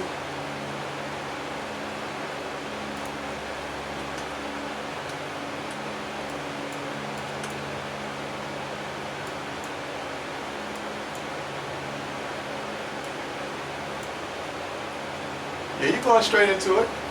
Easy, man. Remember, you can trim. You can fly with that trim. Remember that? You see the runway? It's straight ahead to your left. See them lights over there? Yep. Yeah, that's the runway. And here's another chart if you can't see it. This is the way to cheat. You got to come in and then bank to the left a little bit. I'm going to get rid of that. There, you see it. The lights, that's the runway.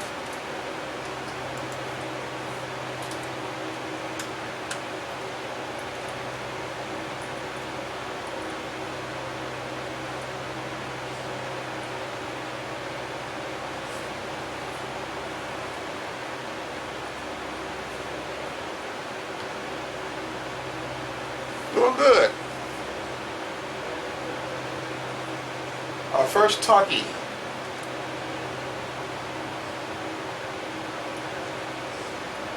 See, this is just simulated, this pilot ATC thing. The one in my house works a lot better, but this old computer, it just messes up a lot of time when you're talking to that controller. But in real life, you know how those controllers are, man. They talk fast, and they're hard to understand. That's my biggest problem, understanding those controllers. A lot of them, man, they get on there and they go, you're supposed to understand that crap. Now, if you know what to expect, you know what they're saying, but when they throw in extra words, that's when it gets confusing. Don't forget you can use flaps, 1 notch of flaps. There you go. Slow you down a little bit. Fly a little slower. You know you can land with that trim. Don't get too low. There you go. You don't always have to use that yoke. Use some gas. Look where you at. You want to make that runway.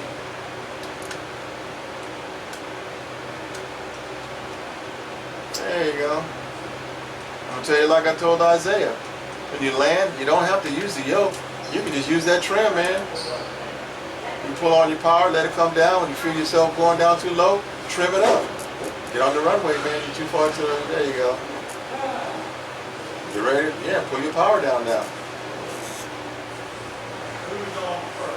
And just trim it up, trim it up, trim it up. There you go. Hold it. Let it come down. Let it come down. Trim it up, trim it up, trim it up. Hold it. Let it come down. Trim it up, trim it up, trim it up. Hold it. Trim it up. Trim it up. There you go. Perfect landing, man. You gotta use that yoke. That's how they land. Everybody thinks you gotta come in and do all this stuff. Nah. You watch some airplane videos on YouTube, those guys, some do. A lot of them are just sitting there using that trim tab, that trim thumb. All right, man, hit the brake. No, hold on, hold on. You should tell us to exit.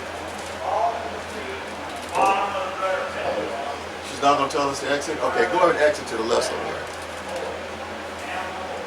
And there's exit. All to the feet, bottom of the rudder pedal. Too high. Too high on the left. Right there. Okay. Go to your left. Go to your left. Slow down, man. Slow. There you go. Pass that yellow line. Slide your left foot forward. And stop once you pass that yellow line. Tell them, tower, it says that 1 Victor Bravo is clear of runway. Tower Cessna 1 Victor Bravo is clear. Cessna 1 Victor Bravo, this is Modesto Tower on 125.3, go ahead. Okay, forget it.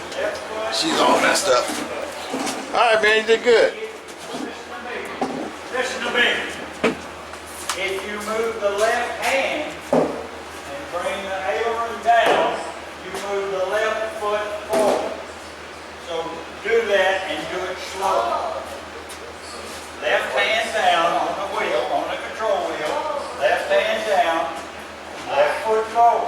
Okay. Make sure the red lever down there, pull it down and push it up. Push it all the way up. Okay, where's your throttle at? Push your throttle up a little bit. Right about there. Start her up, man.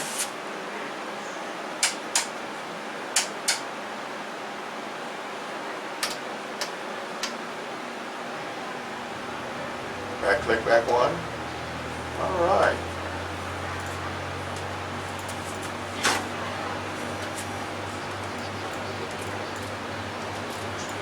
All right. From there to there. Let's go ahead and our frequency. Okay. Ugh. Put this on just like that.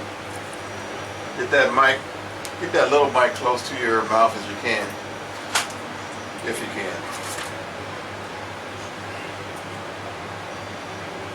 There you go. All right. First frequency we want to look at is our ATIS. This one here. Type in 118.25. And then switch it over. We gotta get our altimeter reading.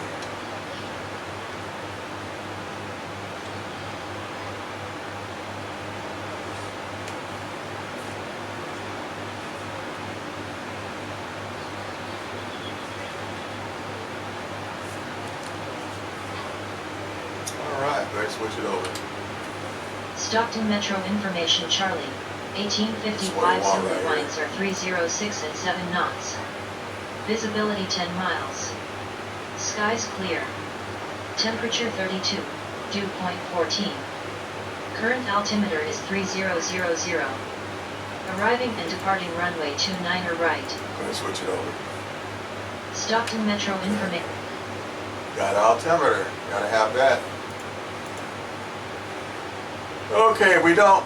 When you're at the airport, if you want to take off to the runway, prepare to take off, you got to call up clearance and delivery, and they will give you information. But this airport doesn't have a clearance and delivery. They just have a ground and a tower. So you want to put the ground frequency in so we can talk to ground. I already did that for you, man, by accident. I clicked on it and it went in. Okay, go ahead and type it in. 121.90.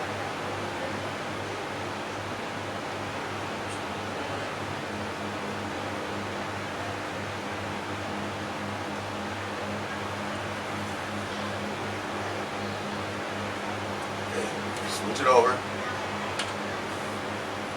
Now we want to put our tower frequency in. We're at KSCK, we want to put our tower frequency in there too. Just dial it in. Don't switch it over though, just put it in there. Right there, tower, 120.30. Alright, man. We're going to get ready to talk to ground. We're getting ready to taxi to the runway. This is what you got to say right here. Hit that red button and just say that, man. The other one, that's the brake. There you go. Ground says the 1 Victor Bravo is ready. VFR. Okay, go ahead, man. Ground says the 1 Victor Bravo is ready for VFR clearance. Cessna 1 Victor Bravo, you were garbled. Pretty little louder, that's all. Please say again. It's a little louder. Ground says the 1 Victor Bravo is ready for VFR clearance. One more time. Ground says the 1 Victor Bravo is ready for VFR clearance. Cessna 1 Victor Bravo cleared VFR to Kilo Mike Oscar Delta with radar advisory service at 7,500 feet.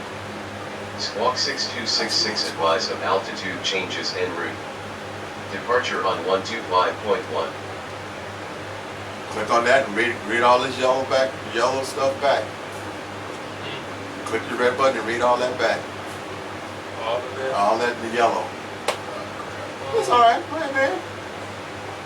Clear VFR. Clear VFR to Kilo Mike Oscar Delta, maintain 7,500 feet. squawking 6266, departure on 125.1, Cessna 1 Victor Bravo. Okay, cool. Normally he'd tell you read back correct and all that. He didn't really hear you that good, so that's all right. We're gonna bypass that. Now, what's our squawk you told us to put in there? 6266. Okay, so we gotta change the squawk code so ground will know where we're at. 62 what? 66. Okay, enter. Oops.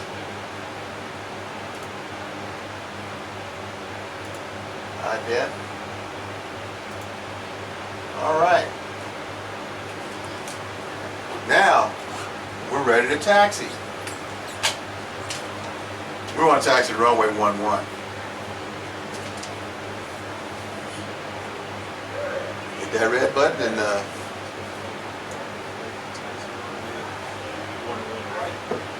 that's it, yeah. You be all right, man. This round says the 1 Victor Bravo is ready to taxi runway 11 right. Cessna 1 Victor Bravo taxi to runway 11 right via taxiways November, Bravo, hold short runway 11 right. Read that back.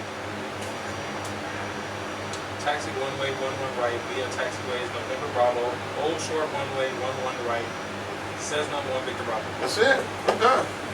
Okay. It's easy, man. I make this easy. Man, this stuff's so easy. You know what?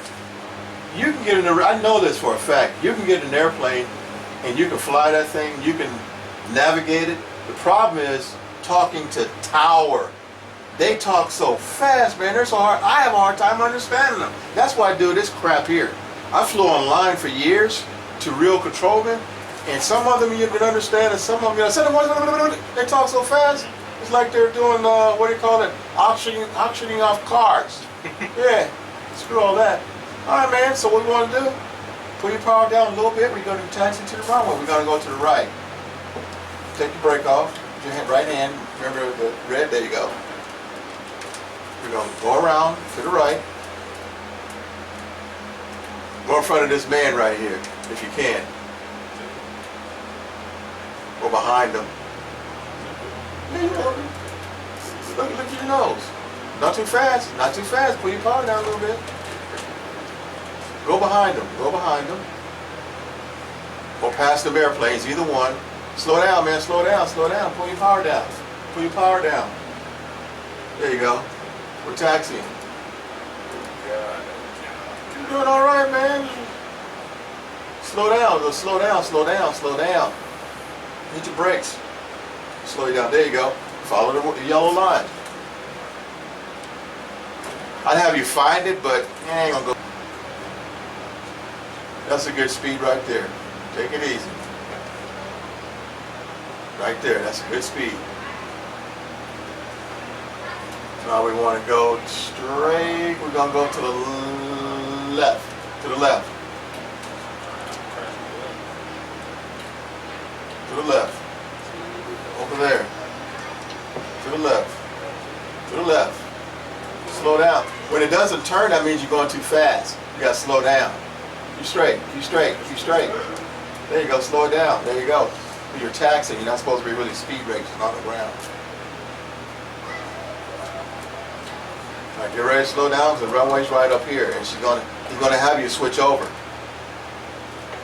Get ready to slow down. You're going kind of fast. Get ready to slow down. You're going kind of fast.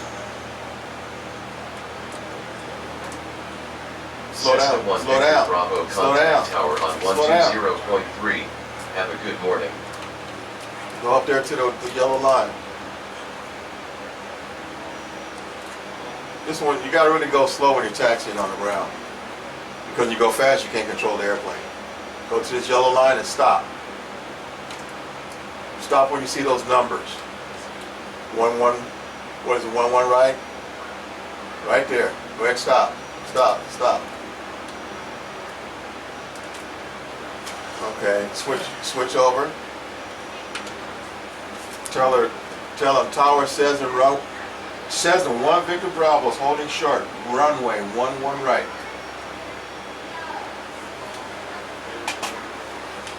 Tower Cessna 1 Victor Bravo is holding short. Tower Cessna 1 Victor Bravo holding short. Runway 11 right. Cessna 1 Victor Bravo winds are 306 at 7 knots. Altimeter is 3000, cleared for takeoff. Runway 11 right. Clear for takeoff. Runway 11 right. Cessna 1 Victor Bravo. Tell her that. Clear for takeoff. I said clear for takeoff. Clear for takeoff. Clear for takeoff. Runway 11 right. Runway 11 right. Cessna 1 Victor Bravo. Cessna 1 Victor Bravo. That's it. Okay, cool. Cessna 1 Victor Bravo, you are cleared for takeoff on runway 11 right. Cool. All right. 1 notch of flaps. Before we go, what else we got to do, man? What about our altitude? We got to set our altitude. Turn that knob all the way up. Turn it. 2,000. Set it to 2,000.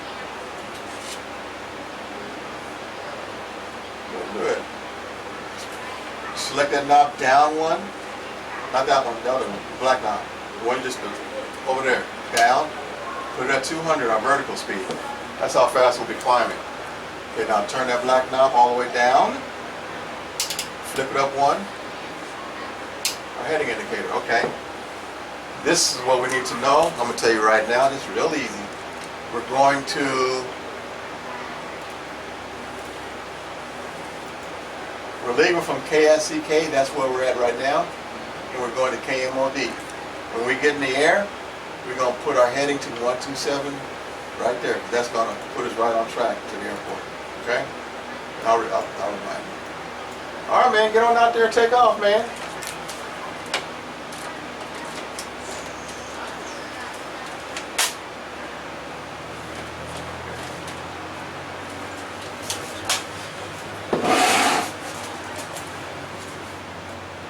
Good.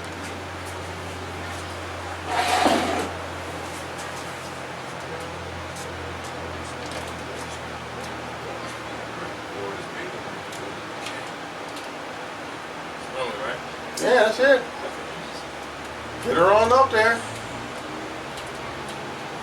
When you get up to about 1,000 feet, we'll put it on autopilot and then heading mode.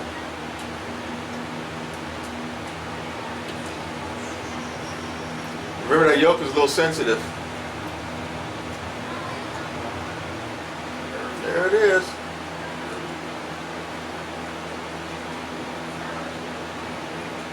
Remember, you can use your trim. Got your flaps up? I don't think you had them down, which you don't really need anyway. Not in this thing.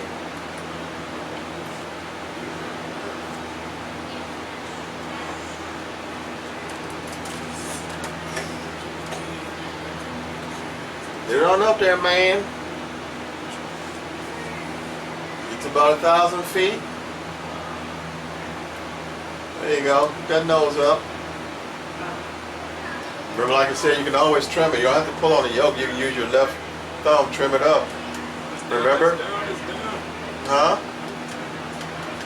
There you go. There. Stop.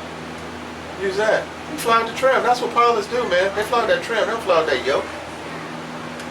Why you keep going down? There you go. When it goes down, trim it up. When it goes up too far up, trim it down a little bit. All you're doing is keeping the wings level. I'll tell you what we're going to do right now. Since you're yo-yoing, go ahead and hit the autopilot, AP, one time. Hit heading. Right below AP. Right there. There you go. We didn't take, did we? Or did we?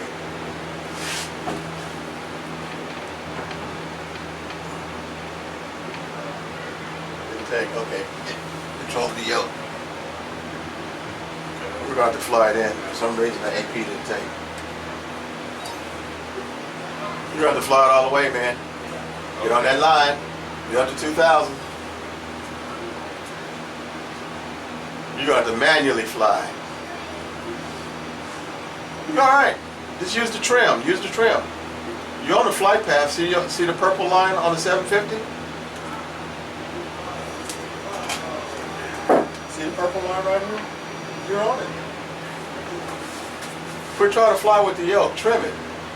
Trim it up. You need some more altitude. Trim. Trim it up. Keep going up until you get to 2,000.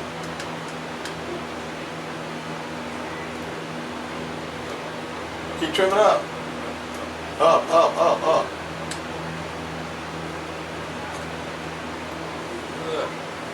You're alright.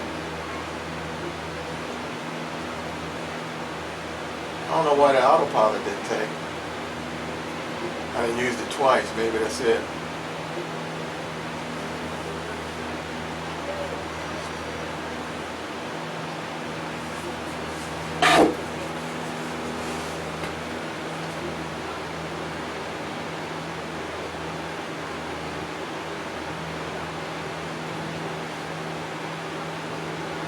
Actually, this is good training, flying instead of using an autopilot. This is better.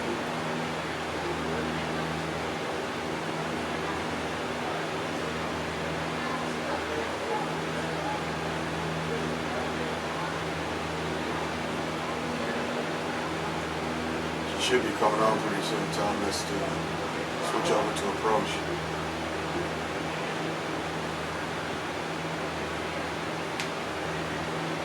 There you go, right on the line. Get on up to 2,000. That's good, right there. Maintain that, man. Just stay right there. Don't go too far over. Get up to 2,000. Keep trimming up. Cessna 1 Victor Bravo, contact normal approach on 120.9 or 5. Enjoy your morning. 120.9 or 5. Now you got the multitask. Get your nose down. Look at your airspeed. You don't want to stall. Now tell her to contact approach on 120.9 or 5. You can do it, man. Multitask, man. You can do it. Sure you can. The red button. Don't worry about the plane. It ain't going nowhere. What, tell me? Contact approach on 120.9 or 5. Contact approach on 120. Aircraft calling tower, say again with your 120.9 call or sign. 5. You got it. Okay, contact approach. On 120.9 or 5. 9 or 5.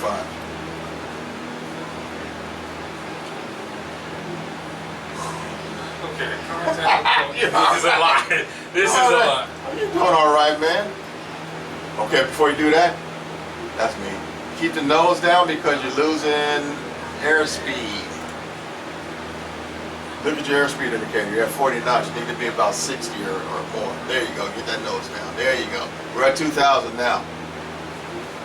What is going on here? Something happened. Something happened. I don't know what happened. Hear that? Doop, doop, doop.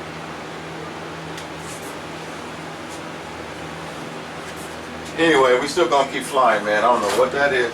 Something happened to that window.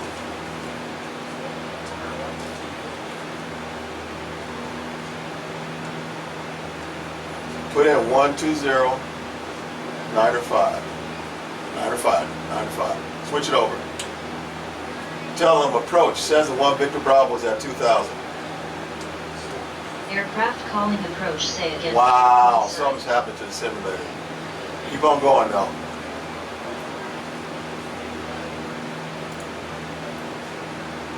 It's that update, that's what it is. That's what it is.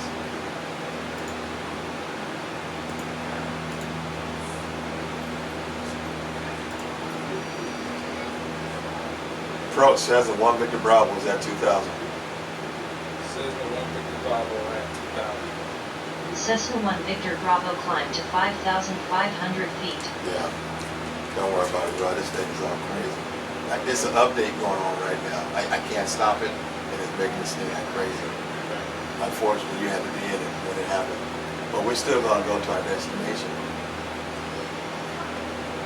Let me open this back up.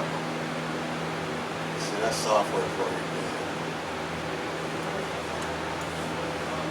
That's why the autopilot wasn't working. That update got in the way. Okay, let me get this.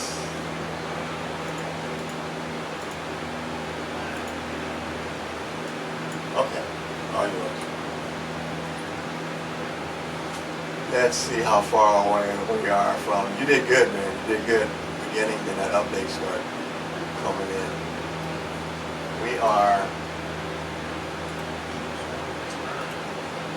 We're 16 miles from the airport.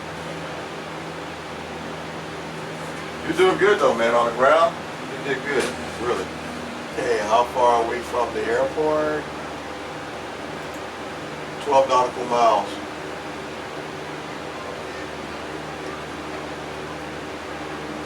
Okay, we're past 2,000. You're gonna want to bring it down. Start bringing it down.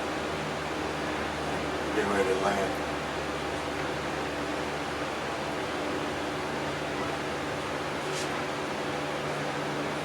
It's not better too.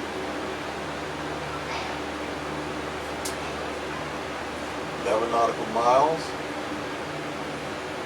All you gotta do is look for some lights on the runway.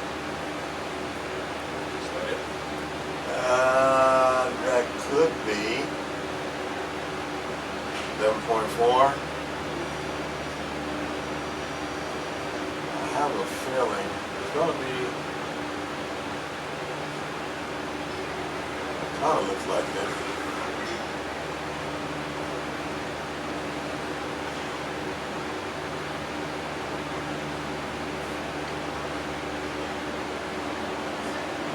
Nautical miles. We had a little computer glitch there.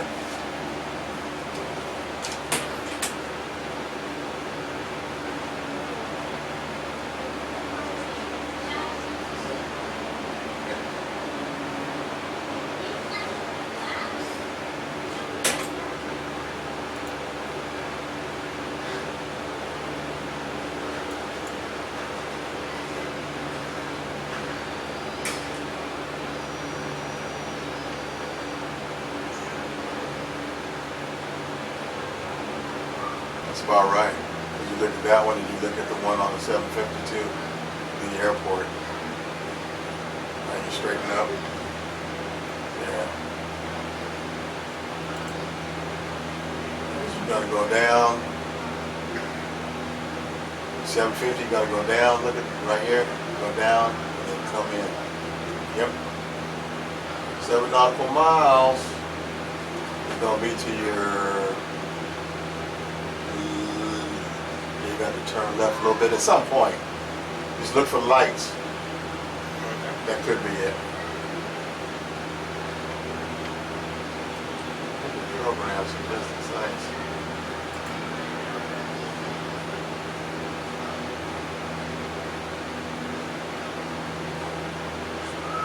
For some reason, I don't think that's it, but it could be. When me and Brendan landed, it didn't look like that.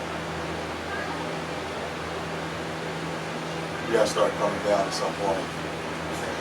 I think there's more to the left.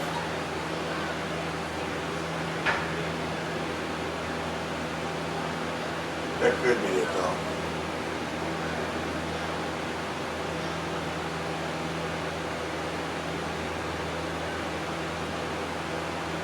We gotta do this again tomorrow. That thing didn't messed up.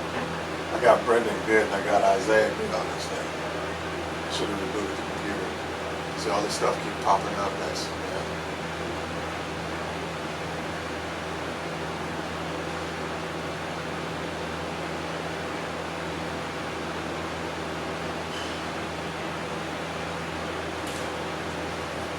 That's got to be it. That's where we're going. That's definitely a runway.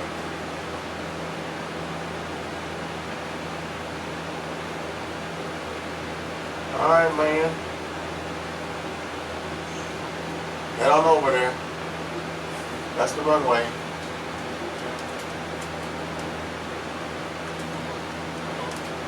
You all right? I think this computer is fighting you. But so you're gonna win.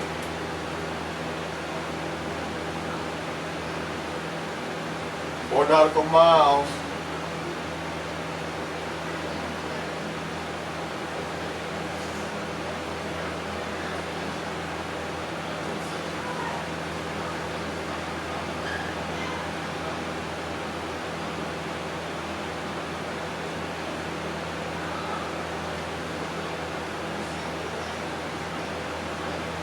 You did good despite all this problems. Not a problem with you, a problem with this stupid simulator.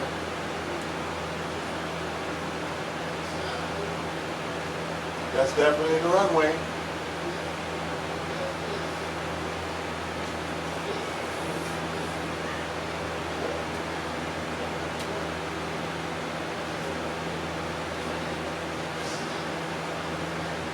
.7 nautical miles.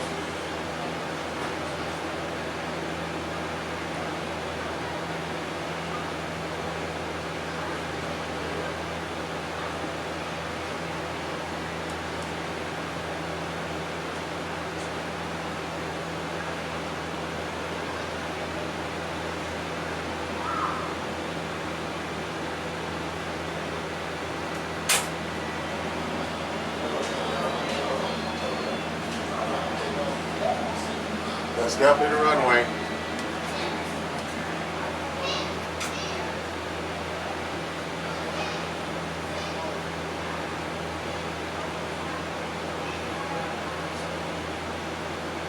You're at 1,000 feet.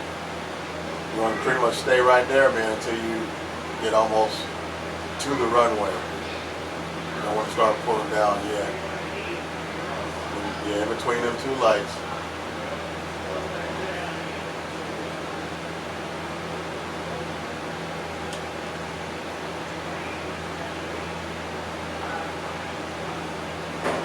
Next time reboot this computer. There it is. 1 nautical mile. Straight on in. We made it to our destination.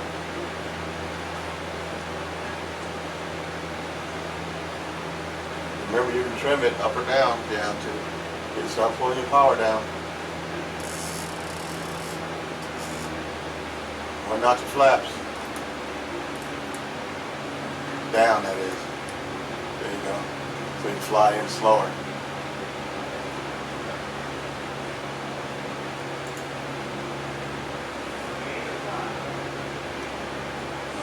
Doing good, man.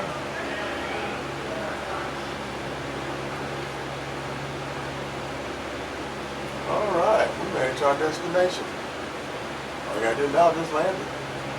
Watch your airspeed. Watch your nose.